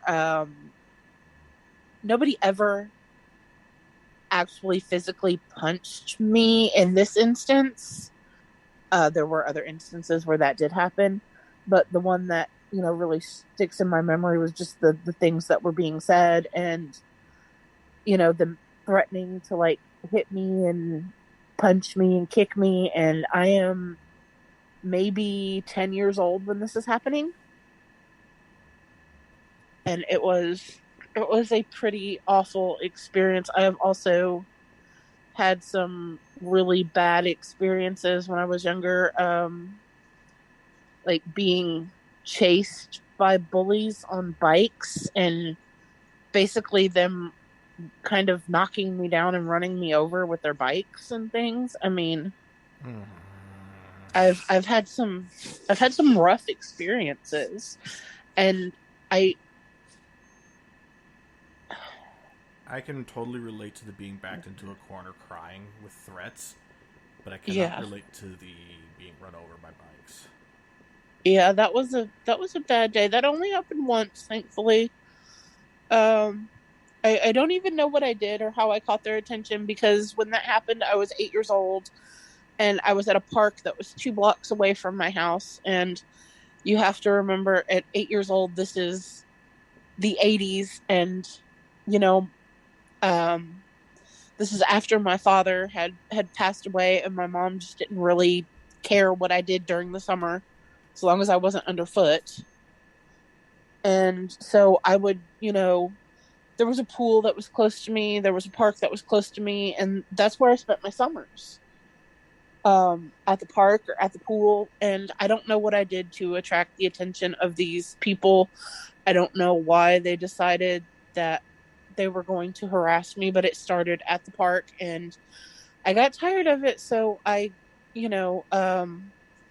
I went to go grab my bike to ride home, I realized that they had let all the air out of my tires.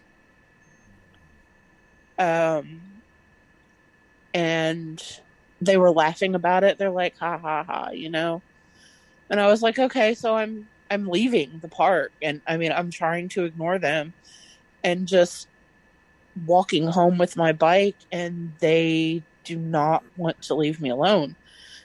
And they're hollering all kinds of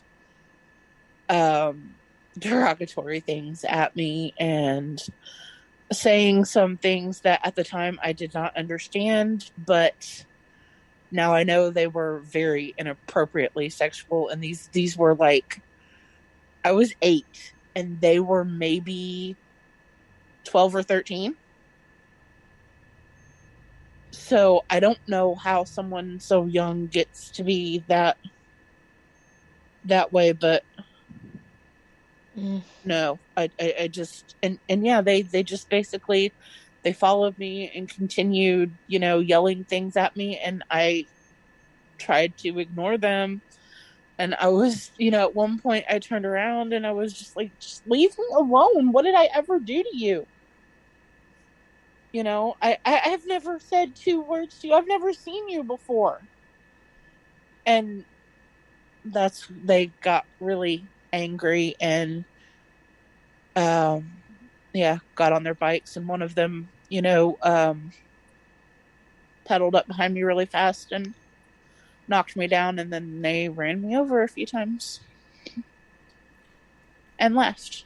If I And was then, there and I had Lucille would not be thirsty.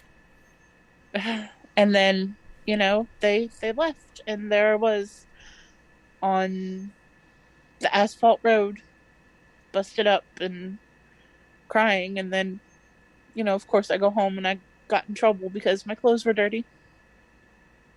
Yeah, because that's what's important. Yeah, but that was just how it was. And Yeah. and that's one of those things that I had honestly, until recently, I'd kind of locked away and forgotten about. Well, now you can actually address it and purge it. And Yeah, I mean, I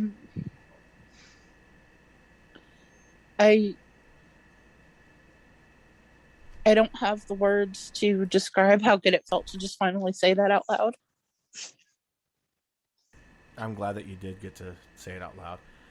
Man, I tell you what, though, this chat room blew up. Started with the ugh, that's awful. This is when you were being cornered and threatened with violence. And Deverne, well, shit, that is fucked up. Then you start talking about the bicycle incident. Like, what the fuck? Oh my gosh. Devern, now I am happy I am sheltered. Then the running over part. Ariel, fuck them. Oh no, that was during the sexual stuff that they were talking about. Devern, Yeah. what she is describing is why I like to live in my room. Ariel, I'm so sorry. I want to run them over. Yeah. I'm not going to say that I want to run them over, but I don't disagree with it. I'll put it that way. Like, And then Devern, whoever these people were, I hope they got drunk and died in a ditch. I'm not going to wish death upon anybody. That might be justified, but I'm not going to wish death upon anybody. right. I cannot condone that, but I can understand it. Yeah, and then you're getting hugs by Kat. Ariel, I'm glad you felt strong enough to tell it. And May, thank you for sharing. Devern, I wanted every evil person to die in a ditch feeling depressed.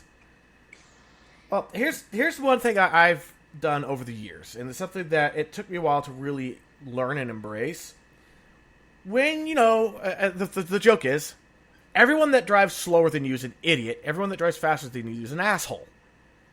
And a lot of times, you say some really not very kind things about those assholes that pass you and maybe flash your lights and honk at you, flip you off, whatever.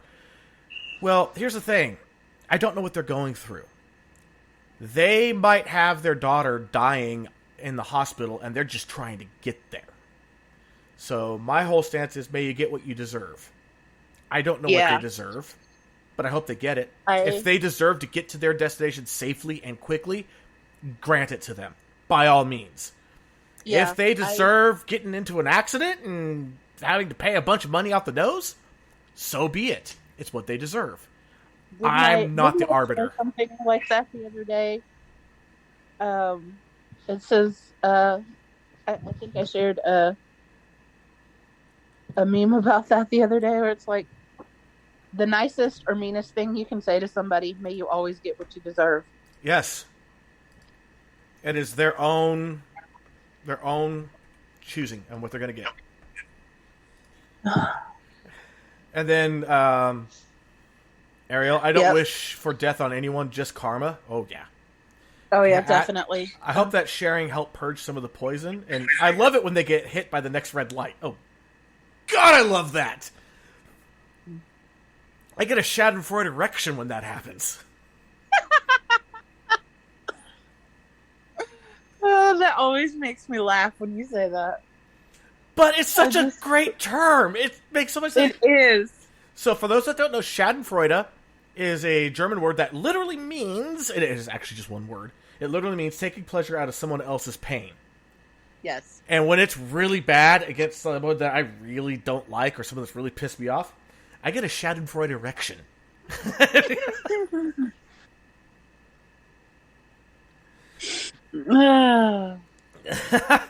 Cat laughing. Ariel, insert Kermit smirk in a car gif. Devern, I don't wish natural disasters or evil sickness on people. That is the karma I don't fuck with.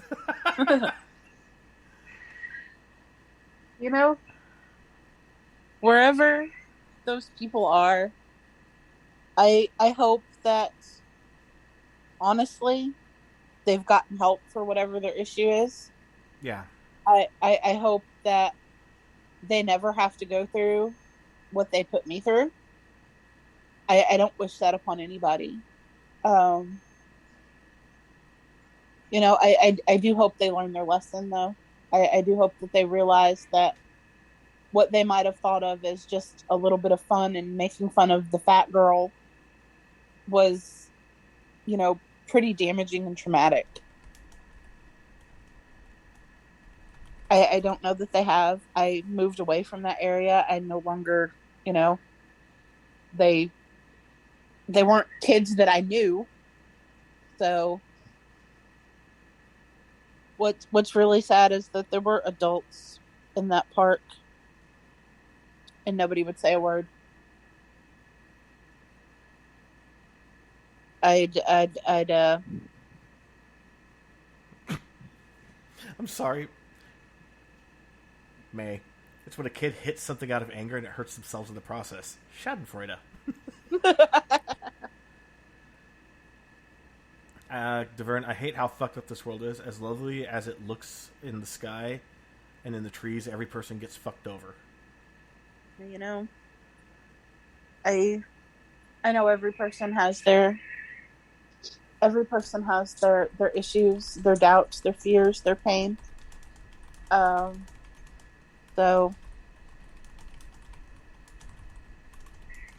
I hope that the people who were, abusive to me in any way, shape, or form, I hope that they get better. I can say that I know that some of them did. I can also say I know that some of them died miserable. Yeah. Um, And Ariel was saying that's almost worse when the parents stay quiet. I don't think it's almost worse. I think it is far worse. That's an enabling behavior by not doing anything. And, of course, I had to give my example of Schadenfreude. When someone goes to kick a dog, and the dog dodges and then bites him in the junk. Schadenfreude. No, Javern says, well, at least you're going to heaven if there is one backseat. No, there's a special ring of hell designed just for me. Trust me. Yeah, the shit we laugh at? My sense of humor is way too dark and fucked up to ever earn me a spot in heaven. Another reason I love C. I don't think there's any limit to the fucked up shit, and C's like, fuck yeah! Yes! I hanging in there, C. You look exhausted. Or fresh-baked. Uh-oh. I haven't showed my face in a while. How is C? Love you, C. Seriously. Great. I've made myself puffier by crying. Oh, fun. Oh, well. I was already in an autoimmune flare, so it's not like it's triggering anything. Cat. My dad went to kick a cat in the yard, someone else's cat, and he broke his toe when he kicked the wall.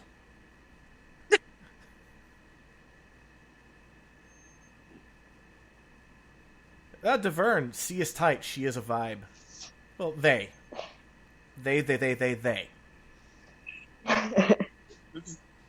Thank you. Always. Yes. They are awesome. I got your back. I hope that you know it. It's not talk. I got your back. If you ever get bullied online by anybody, let me know what platform they're on. Oh. If I have to cheat and find a new way to get a Twitter account, I will. And I will come like a pissed off pit bull. And I'll come to your protection and your aid. He's a hellhound for a reason. I'm really good at drawing the attack towards me. I can take it. Especially when I'm defending someone, every attack against me is just a mark of honor. It's less shit that someone else has to deal with. Someone called me a hippo one time, and he came and glued on them. Wow. Of course, now there's that whole thing in my mind going, wow, you know what? You just named her the most dangerous animal known to man. You think that's smart? Oh. Now, this episode's definitely been a roller coaster. Well, It has. I needed it. I admit that. Yeah. And C's trying to say something too. Oh, sorry, C. two other things that happened. My brother's somewhat killing himself. He has a clogged artery, I think, in his heart. They're putting him on blood thinners, and he doesn't give a fuck. He doesn't take care of himself. He's a drinker. His liver is basically done for. It's either he goes on the medication and has to go to cardiologist and things like that, or he's going to have a heart attack. And quite frankly, I'm just preparing for the heart attack. It's even if he was doing all the things he's supposed to, it's still a good idea to prepare for the worst, just in case. And I'm sorry. My mom was drinking and smoking constantly, and her body was responding very negatively to it. And I was convinced I was going to get a phone call any day that my mom died, alcohol poisoning or something. Fortunately, she didn't, and she's done with the drinking and the smoking, but it came at quite a price. It sucks watching. It sucks watching your family, especially someone that you really care about in your family, killing themselves. You just feel so Thank God. powerless. Thank God we don't see it, because he basically, in my mom, and my sister, and my dad's own words, he abandoned us. It was a couple months after my sister died. They just upped and left and went to a different state. Speaking of my sister, it's been a year and a month since she died. So it doesn't feel like it at all.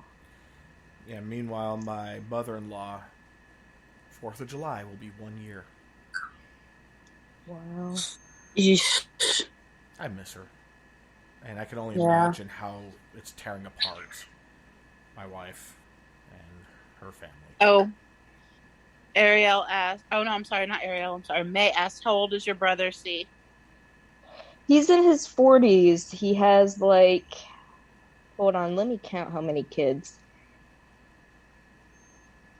Jeez, it's starting to sound like 6 kids. He's a more unhealthy version of me. One is adopted. He's a very strict person. He's a teddy bear, but he's a bit too trusting and a bit too high of himself in a way. The entire reason why they moved was because he wanted to stop the party in life. He wanted to change.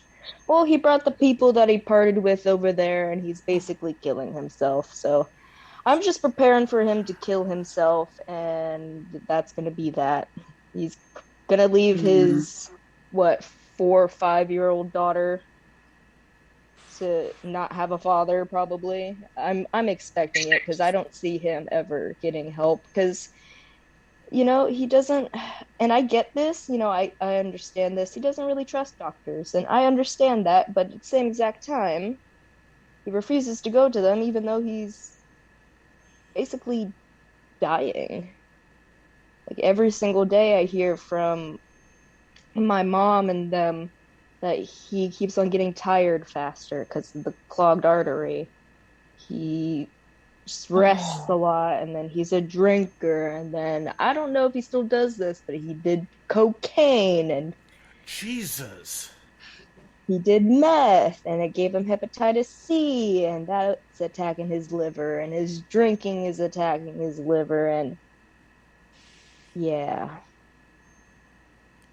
Wow. I'm not that close with him, but I still feel for my sister and my mom and that. I'm sorry. And meanwhile, May was saying that it's so sad. I'll pray for him. And Ariel, he has to want to get help. I know, and he just doesn't want to. So, and his wife makes excuses for him. Oh, The enabler. Yeah. Just excuse after excuse after excuse of why he can't do it. And it's like, okay, fine then. Whatever. Go ahead. Go ahead, brother. Whatever. That's, May makes a really good point. She says, again, we can only control what we can control, and we can control how much we care about someone when they don't care about themselves. There's... I say it's 100% true that when people around you are that kind of toxic, and you just know that they're not good people to have in your lives, family or not, it's okay to wash your hands of them. It's hard. It's hard, yes, but it's okay to do it. And yeah, Go on. Oh, go ahead. Go ahead. I was gonna say I kind of lost that feeling of connection with my brother a bit ago. It was when I first started questioning my gender and things like that. I'd first come out as, I'll just say C, even though my name has been dropped a couple times. Uh, Yeah, I'm sorry about that. my my nephew, he's like my bro, closer than close. He told me that they were talking behind my back, saying that I was just doing it for attention, that I was faking and I was lying. And my nephew was like, "Oh yeah, that's pretty fucked up." But then I explained it to him. He was like, "Oh, no, that's not what you're doing at all." And he told him that, and they backtracked. And I never tried to say anything about it, but I kind of lost that closeness and that bond with him a long time ago. Well, I mean, when you expose one of your deepest, most Yeah. personal and profound things, and you get that, Yeah, I that's can't blame you for that. you're not the one that set fire to that bridge. No, not at all. And Javern said, "See, you are strong as can be. I'm sorry you are losing so many people. Just don't lose yourself." And Kat threw out a ghost reference. Ditto. What Dee said. Yep. I'm Ariel. trying. I'm just. Ariel, sad to say, but probably better that way. Yeah. I mean, when you see someone actively killing themselves and they don't care to stop, it's that whole thing of, deal with the things that you can deal with. And Mm-hmm. the only thing you can do is control your level of contact, which will affect your feelings. Your feelings won't fully be under your control, obviously, because they're irrational. But Damn yeah, emotions. Yeah, they're that side of the family is just it's something. I mean, they weren't really the most supportive when I was going through like my depression. Um, Sophomore year, it was so bad that I had to be picked up basically every single day because I just couldn't go through the day. I can only go through the mornings, and if I did try to stay the entire day, I would be bawling my eyes out all all school schedule or whatever the day, and that would just be it. And they would have to come pick me up, and my brother's wife came and picked me up, and I was sobbing. I was just, I wasn't in a very good place that day, like most of those days. And she told me that, well, something along the lines of her brother killed his self, so I could be like him. I was like, oh, okay. Yeah. We have a couple of comments. Ariel said, sad to say, but it's probably better that way. May says, the hardest decisions in life are what bridges we're willing to cross and those we're willing to burn. And Javern says, sometimes we have to be strategic when we are ready to burn a bridge. I have to get on my feet a bit before I can burn some bridges.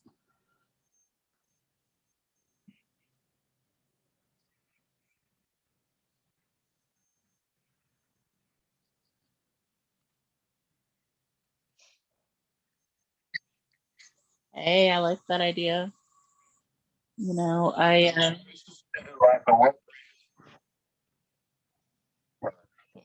mhm. Yeah. Um, to be honest, I'm not having a very good day today. I'm just feeling pretty. This sounds terrible, but like I wish I could kill myself so that way I could just be gone.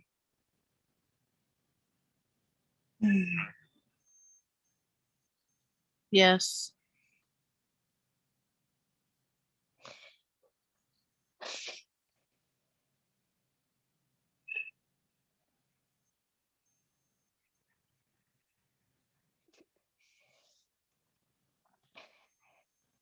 No. I was like, if I have to, I know the exact street address, so. No, I won't do anything.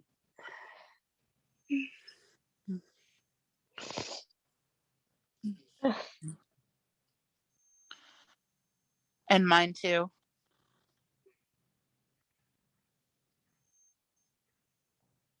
Always. You are.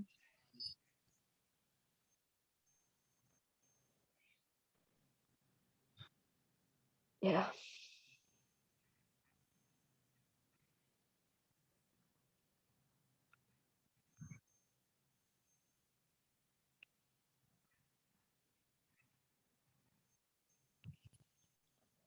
Yeah, I've heard that one a lot. I don't really,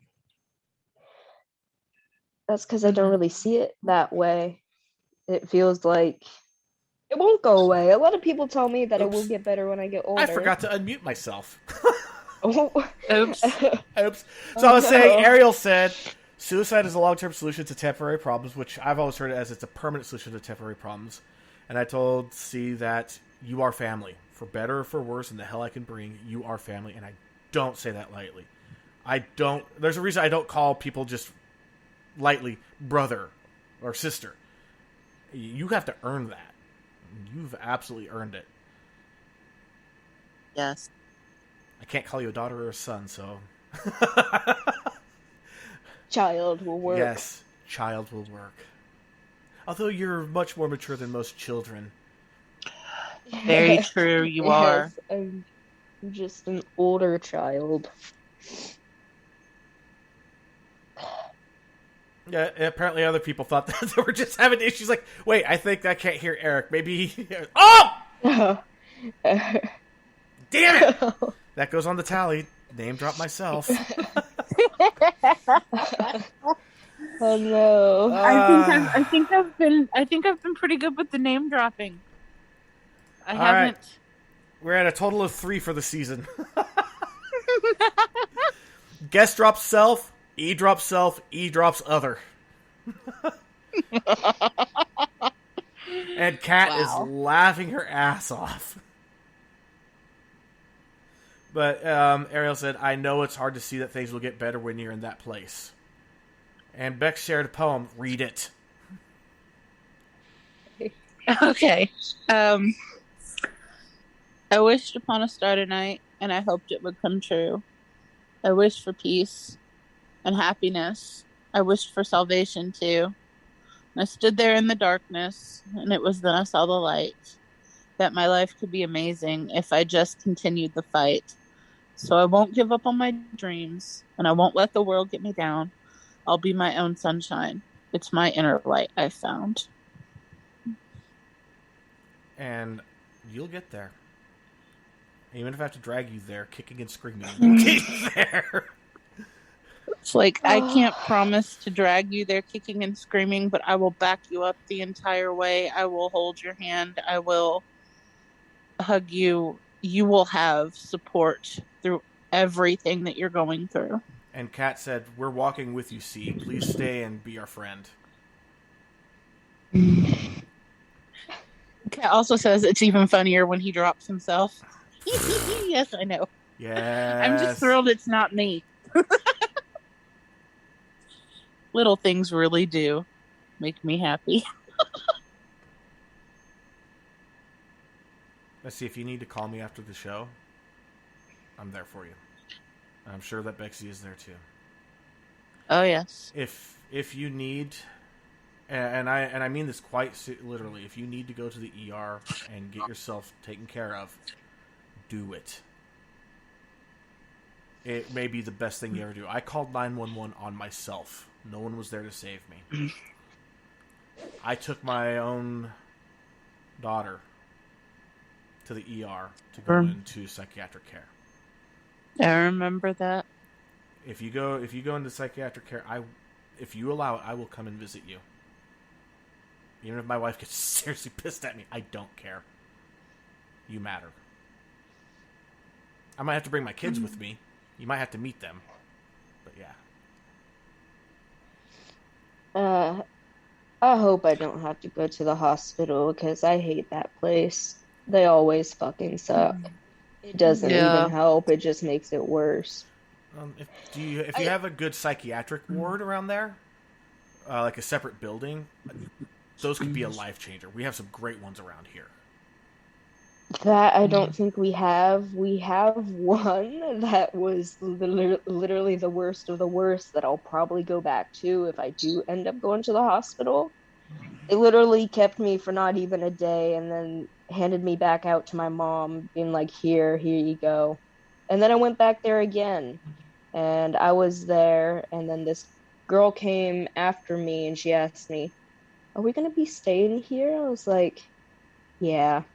And all you could really do is sleep. So I went to bed and I woke up and she was gone and I was still there. And then they kicked me out back to my mom again. So I don't think I'll be doing anything stupid, but goddamn, I really do want to. I get that. I don't, Me too. I don't, I don't want to do this for the rest of my life. I don't think I can do it for the rest of my life. Now, as far as from where I come from, I can tell you, you won't. It does get better. Yeah, the thoughts still come and go, but they're not nearly as intrusive over time, and they don't like rule your life as much. You will get the upper hand. It's just it takes a lot of work. Time.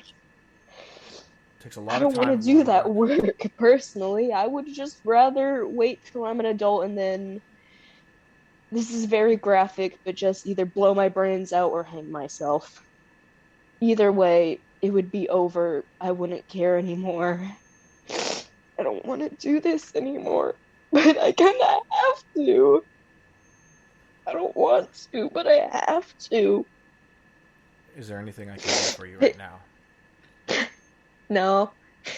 And I know I can't do it because I've got so many people in my life. I've got my little nieces who wouldn't remember me at all. I've got my mom who would basically lose 3 kids, and then I know she would kill herself too. I already know that. So I'm waiting. I'm waiting. And I'm waiting. And I'm waiting. Bexy, we need to get her the grief recovery handbook, I think, and we need to work. Yeah. We need to get to work. All right, so Ariel's asking some questions here, like, what are your favorite things in life? A band you like to see, a TV show you're looking forward to, anything you enjoy. I know you enjoy the podcast. I do enjoy that, yeah, but there's not much, really. There's not really much to do. The only thing that's really been good this week is I've started getting back into drawing after having a almost 6-7 month hiatus of doing any of that type of shit. That's a positive thing. I got into a video game that has really fire music. Ooh, what game? I gotta know. It's called Friday Night Funkin'. It looks like a kid's game, but it's actually an adult's game. And the music fucking rocks. So, well, with a name like Friday Night Funkin', better. So that's a good part because that's what I listen to basically every day, all day. That's awesome. And I've started drawing those characters, so I guess that's a good thing. But other than that, there really isn't much. And you're getting a lot of love for your art there. May was saying, draw, that's your voice. Take those little happinesses and run with them. Honestly, it doesn't have to be anything big. When you first start out, smaller is probably better, actually. You know, if you focus on one thing that brings you some joy and some pleasure in life, and you know, you don't have to hyper fixate and focus on it, but just devote some time to it every day. especially if you get feeling really, really down and you don't feel like you want to talk to somebody, then pick up the art supplies. You know, I will. I didn't know you like to draw. I will send you art supplies. Even doodling. Yeah. I mean, oh my goodness, I would send you so many art supplies. See, I'm not an artist. I don't draw, but I like to color. And I have adult coloring books, and I have like the greatest pens. That I have gel pens, and I have glitter pens, and I have fine line marker pens, and I have these paintbrush pens that are like watercolor pens, I guess. And Wow. it's like painting with an ink pen. Okay, that's cool. That sounds The really watercolor cool. pens? Yeah, I've never known. Damn it! Now I have to go back to my daughter and be like, "Yo, how come you didn't tell me about this shit? You're the artist." Let me see if I can find them for you. You know what? I'll go through my phone and try to find. I never completed a full Inktober, but I had a pretty good start. It was all stickman figures because I can't draw for shit. But I could tell a story with stick figures. I tried doing Inktober twice, and like every single time at like 10, 13 days in, I can't come up with anything, and that's usually the problem with drawing, is I can't really come up with anything, and then I just kind of push it aside and just do the same old shit I do every single day. These are the watercolor markers, and when you uncap them, they look like paintbrushes. That's so cool. Really cool. And they make really thin lines. I just drew them myself. Wow. And it even so many of them. Yes. This whole kit was only like $12. What? Wow. Yeah. Because I've seen like colored pencil kits, well, like the good stuff, that costs like a couple $100 for a good set. And it comes with like, an empty one. You can mix your own colors too. Also with the Inktober thing, try to find an Inktober primer where there's a suggestion for every day. That's where I went with it. And Ariel was laughing about my stick figures. She remembers them. I remember. Let me just put they're fucked up. Well, I got like 3 drawings that I did pretty recently. One of them, I literally pulled an all-nighter just to finish. I didn't even realize I pulled an all-nighter until it was almost 4 in the morning. I was like, oh. Wow. I'll send them to you after. Yes, I'd love to see them. Be like, oh, I'm feeling a little bit tired. Maybe I should go to bed. Look at the window. Holy shit, it's getting light out and the birds are chirping. Yeah. I would love to see... Oh, yeah. I'm sorry. Yeah. $17 for this, for those watercolor pencil things. Wow.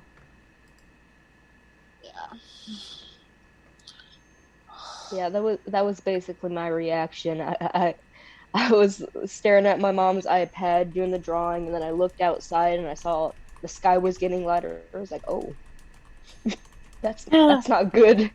That's not good at all. Yeah, no, that's how I get when I write music. Sometimes I'll be like, just pushing it. It's like, I got this great idea. I got to get it out. It sounds so great. I get it done. And I'm like, okay, now I can go to bed. It's like, what, midnight? Holy shit, I see the sun. And literally, I was still doing the all-nighter. It was like 30-something hours. Like, the last time I went to bed, it was almost 12-something in the morning, and I was finally starting to get tired. And I was like, yeah, it's probably time to go to bed. Even if I didn't want to, it's time to go to bed, because I know the question my family will ask me, what time did you go to bed at? And I'm going to lie for my answer. Yeah, basically. It's like, okay, what time can I say that's not going to really piss them off, but still explain why I'm so tired? Explain why I almost slept until 12. Yeah. You've heard some of my music, right? I don't think I have. I will have to correct this Yes. if you are interested. I'm interested. All right, Yeah. all right, Betsy. Awesome. If there's one song I could send her, which one would it be? Oh. Aubrey. You're breaking up really bad. I like the one you did for Aubrey. The Aubrey's song. Yeah. All right, that is a good one. It's nice and relaxing. Yes. You know what? I'm going to go ahead and just throw it in the chat. So, yeah, you guys want to check it out. I'm actually... God, it's scary doing that, though. I know. It's so good, though. I bet. Oh, it's scary because I'm putting myself out there for everybody. This is... Yeah, you see, I could go ahead and talk about my attempted suicide. I could talk about my health all day long. My music? That's know. scary. I know That's exactly how I feel toward my art. how I feel about my poetry. It's nerve-wracking sharing stuff. I All right. make myself do it anyway. All right, everybody. I just dropped it in the chat, and now I'm going to send it to you, Bexy. There you go. Whew. And now Ariel's telling me you can do eat. So if you guys want to check out that song, by all means, we can hang out for a little bit. You know what? I can actually share it through the podcast. Freaking Yeah? duh. Stupid me. Give me a second here. I can.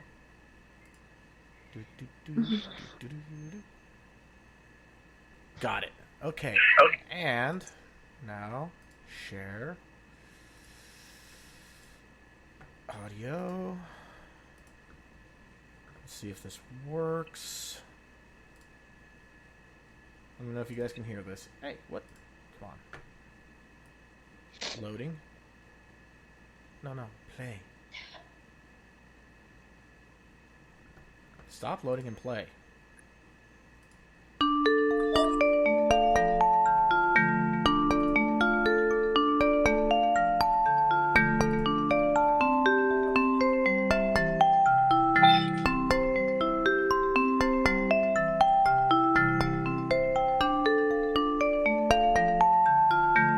Can you guys hear this okay? Oh, yeah. How about in the Hear chat? it.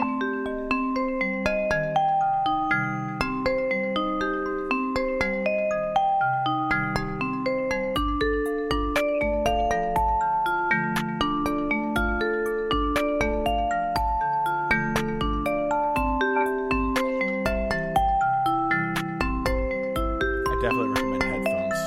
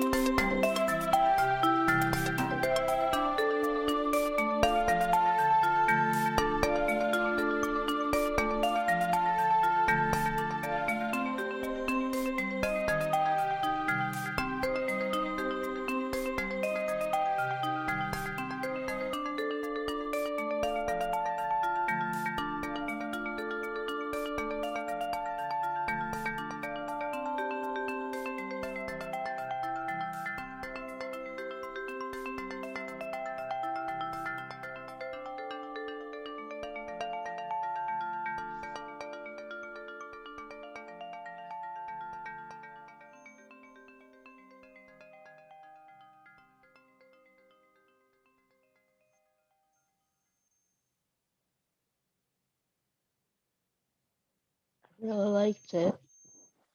All right, that was me. I love it. Yeah, I think that was probably the most vulnerable I've been on this show because like my music is that's my soul. I'm putting that on display. I wrote that for my daughter. I really wanted to capture her industrious, kind, gentle nature. I think you did perfectly. It's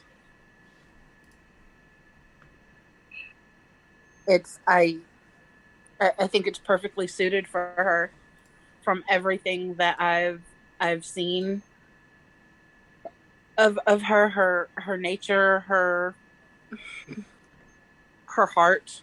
It's perfect. Thank you. And my chat broke, but I went into the other thing and I see a lot of love. Thank you. I like seriously, I appreciate this. Like, holy crap, Yeah. guys! It was really good. I really Yeah, liked it really it. was. You know, Ariel, this is very relaxing. You know, Kat asked if you could bring it down an octave because of her hearing issues and the high notes hurt, but you know, she's like, I turned down the volume and that helps. She really likes it. Yeah, my Yeah, chat this broke is when I did the I mutes myself. I meant to say muted myself. I think the asterisks killed my chat. yeah. Kat says this is really great. Could see playing on this on a continuous loop. When did you compose this, E? I freaking love it. I Ariel. composed it when my little girl was only about 6 months old. I really wanted to see what her personality was going to be like to try to capture it. Yeah. You have Wow. clapping from Ariel and 100% wonderful from Kat.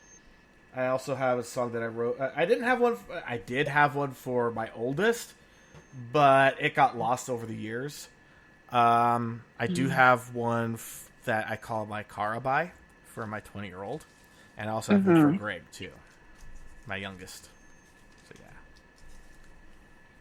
Aw. music's my first passion in life, honestly. Yeah. You know, that's like me with the poetry. That's something that it's from the moment I've discovered it, it's been a constant in my life.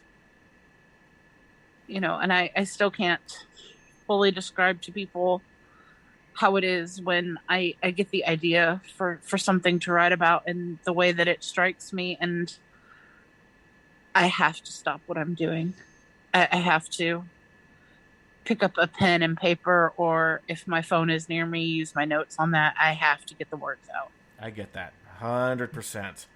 Like when I go and start, when I get the muse, and I capture that little bitch. Yeah. Well, it's more like they captured me. When the song is coming together, it feels transcendent. Like I'm not actually writing the song. The song is using me as an instrument to get out.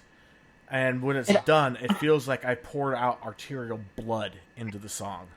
Yes, it almost feels like when I'm writing, I don't know where the ideas come from because sometimes I feel like they come from the depths of hell, and sometimes I feel like I'm channeling, you know, heaven if there is such a place. But I just it depends on the subject matter and the way that I'm feeling. But when it strikes me, it's like it's something divine that it has to come out. It has to get out of my system. I need these words out of my head and written down into solid form. And what people don't realize is I usually don't edit my poetry at all. It comes out the way it comes out. I check it for typos, which sometimes I miss because I'm excited about writing something. Yeah. And then that's it. It's done. There is no second guessing myself. It's the one area where I have complete and utter confidence that I know that I can write. And I know that it's 95% of the time it's going to be something really good. Oh, And then I have folders and folders of crap songs. Let me tell you. Once I'm like, I go back and listen to it, I'm like, God, I actually wrote that? Why do I keep it?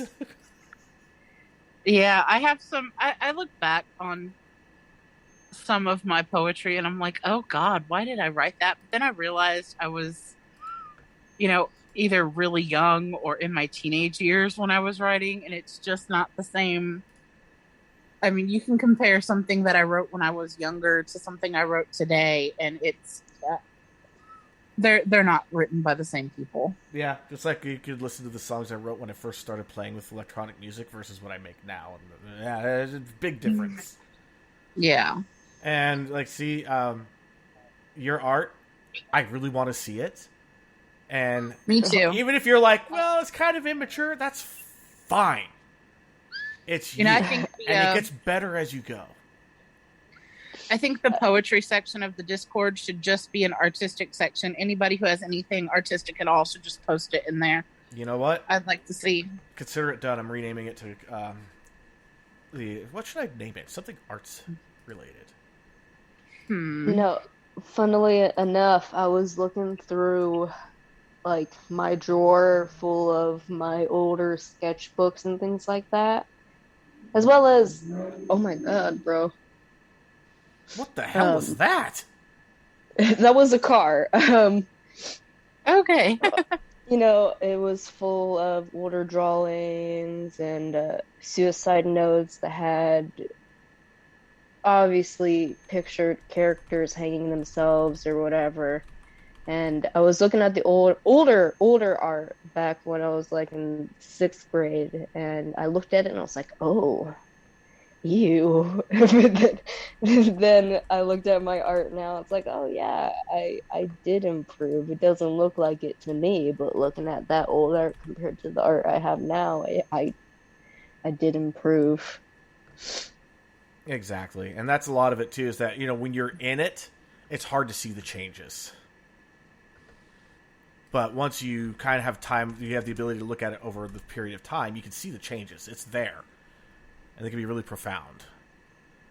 And yeah, I'll show you guys. All right. And now it's no longer poetry. It is now art exhibit. Yes. Hey. I mean, this is literally, I'm posting it in here.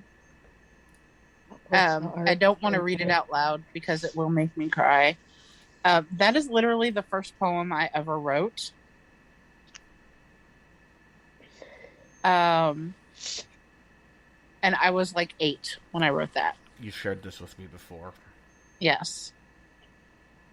And then I'm trying to find something from high school next to see for a little bit of comparison, because I know I have one on here.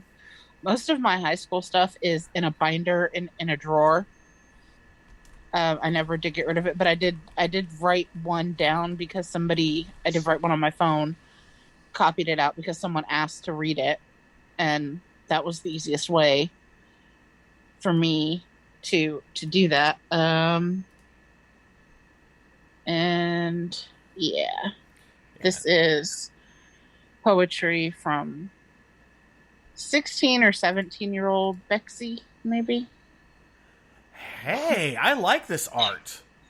Before I put it in the art exhibit, I wanted to show you guys first. I like it. Oh my God. Last You one have is a very style. That is serious. She's a sexy talent. demon lady, and she has a sexy demon husband, and I've got crushes on them. They may be fictional characters, but they're hot as fuck. I'm not saying they're not. Do not talk to me about fictional crushes. I have anime crushes on people. It's all good. She has a waifu. Okay. But yeah, there's actually some pretty good comments here. We're going to have to wrap it up, so Right. we are almost out of time. But Ariel said second guessing interrupts the flow when it comes to art, which is true. Yes. May, your art is like a tattoo. To edit it after the fact or get it removed is to forget the essence of who you are when you got it. Wrote it, drew it, created it into being. Yep. And then Ariel also said, it's like growing in height when you're a kid. You don't notice it when you're experiencing it. Like, no shit. Yeah, really. Junior year in high school, walking down the hallway, thinking I'm still one of the short kids, and I see someone that I had seen last time in 8th grade, and they towered over me. Like, literally, they were so much taller than me that I basically was, my eyes were at their boob level, and I was looking over their head. There's this kid back when I was in 8th grade at my older junior high. He was, I think, 2 years younger than me, in the same grade as me, and he was tall as fuck. And I was just like, dude, why you gotta do this to me? why you gotta? I am so short that I take your height as a personal attack. Yeah. And he would laugh at me, like, because we were friends and we'd make fun of each other. And he would say, "You're so short." And I was like, "Yeah, I know. Okay, I know." Okay, so yeah, see, you know that we're here for you. We'll always be here for you. Always. Love you to death. You are an amazing, absolutely amazing person. And I feel blessed to have you in my life. And I'm not a religious person, but I will use the word Me blessed. too. Bexy, You are amazing. Both of you, thank you so much for opening up and sharing. Like, seriously. Both of you do not know how much tonight I needed it. I really did. I needed it. How about you, C? I think I got in a pretty good cry, and I probably will cry some more. No, probably me too. Needed. Hopefully, I just don't do it for a couple hours. Yeah. Yep, the mood dog. Aw. It flips inside out, You so there's a dog. happy face and a sad face. Oh, that's in case awesome. I feel like not talking to anybody, it shows my mood. So yeah, just so you guys know, in case you're curious or anything, the instrumental before the podcast intro music and the outro music, yeah, I wrote all of that. And Bexy actually was involved listening to the creative process when I wrote the instrumental. Yep. Most people would probably find it annoying as fuck because it's a lot of repetition. Not me. Yeah. I got to witness the birth of something amazing. It was great. Honestly, you thanked me for being open. I thank both of you for also, This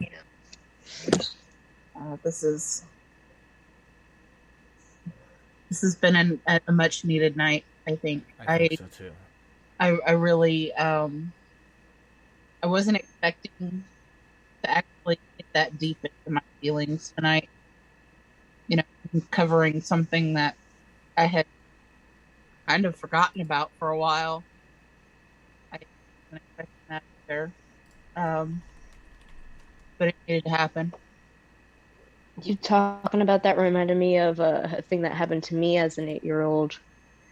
So, yeah. Yeah, I get it. There's the other side of the doggy. Yeah, so Aww. I can say Huge one thing, dog. I feel more centered now than I have probably in about a month. Me too. I feel more. I've gotten all of that out there, and I feel more mentally stable than I have in quite some time. In fact, when I get off of here, I'm going to go get something to eat and take my nighttime dose of medicine. Good. I'm going to go put the kids to bed, let the wife go to work, and then I'm going to work on some music. Awesome. I'm gonna go smoke before I start drawing again. I get that. That is awesome. Some of my best music was when I was stoned. It really does help with the creative process. I don't care what other people say. At least for me, it really works. does. It can really help the creative juices start going, and then once I'm on it and I really want to get it done, I'll do it for hours with barely any breaks in between. So just keep yourself well hydrated and eat something. Hey! Keep your energy up. So we got comments about the pre-show music. Kat really likes it. May likes it. It's kind of spacey, eerie, cool. I just hope that y'all feel better tonight. And then maybe sing Very Coraline and Draw Away Oh, Sea. yes. I love Yeah. Coraline. Coraline's great. You know, that is, I love the fact that when he wrote that book, he was actually trying to write like the most awful children's story that would never get published. And it's one of the best. And it is one of the best. And he gave it to his editor's daughter to read because he thought this is going to terrify her and it's never going to get published. And she came back and she said she loved it. It's like, it's so great. It's so great. It's so great. Years later, he met her at a book signing and she confided in him that she was absolutely fucking terrified of that book, but she didn't want her mom to know it. So she said she loved it and that's how it got published. So had he actually given it to the publisher, probably never would have seen the light of day. Probably not. But thankfully it did. And we have Coraline. It's a good one. It is very I like good. Coraline. I mean, it is Neil Gaiman, man. He's awesome. Yeah. I didn't realize that was Neil Gaiman. He also did the American Gods, Bad Omens. And Good Omens. Or Good Omens, Yes. yeah. But yes, Ooh. Coraline was his children's book. He was, yeah. If you haven't watched American Gods, highly recommended. I have watched the first season of it, I think. I need to go back to it. There's 3 seasons now. Yeah, I need to get back to American Gods because it was amazing. And I love Ian McShane. Oh my God, do I love Ian McShane. You know what? I was just so happy to get that callback from the past. You know? Damn it, name just totally slipped my mind. From X-Files. The lady agent. Agent Scully? Yes.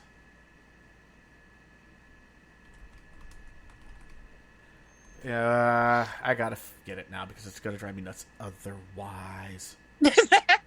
Like, seriously, no, the whole cast is absolutely just riveting. Like, seriously, Yeah. it is a great, great one. I did finish The Servant. Oh my God.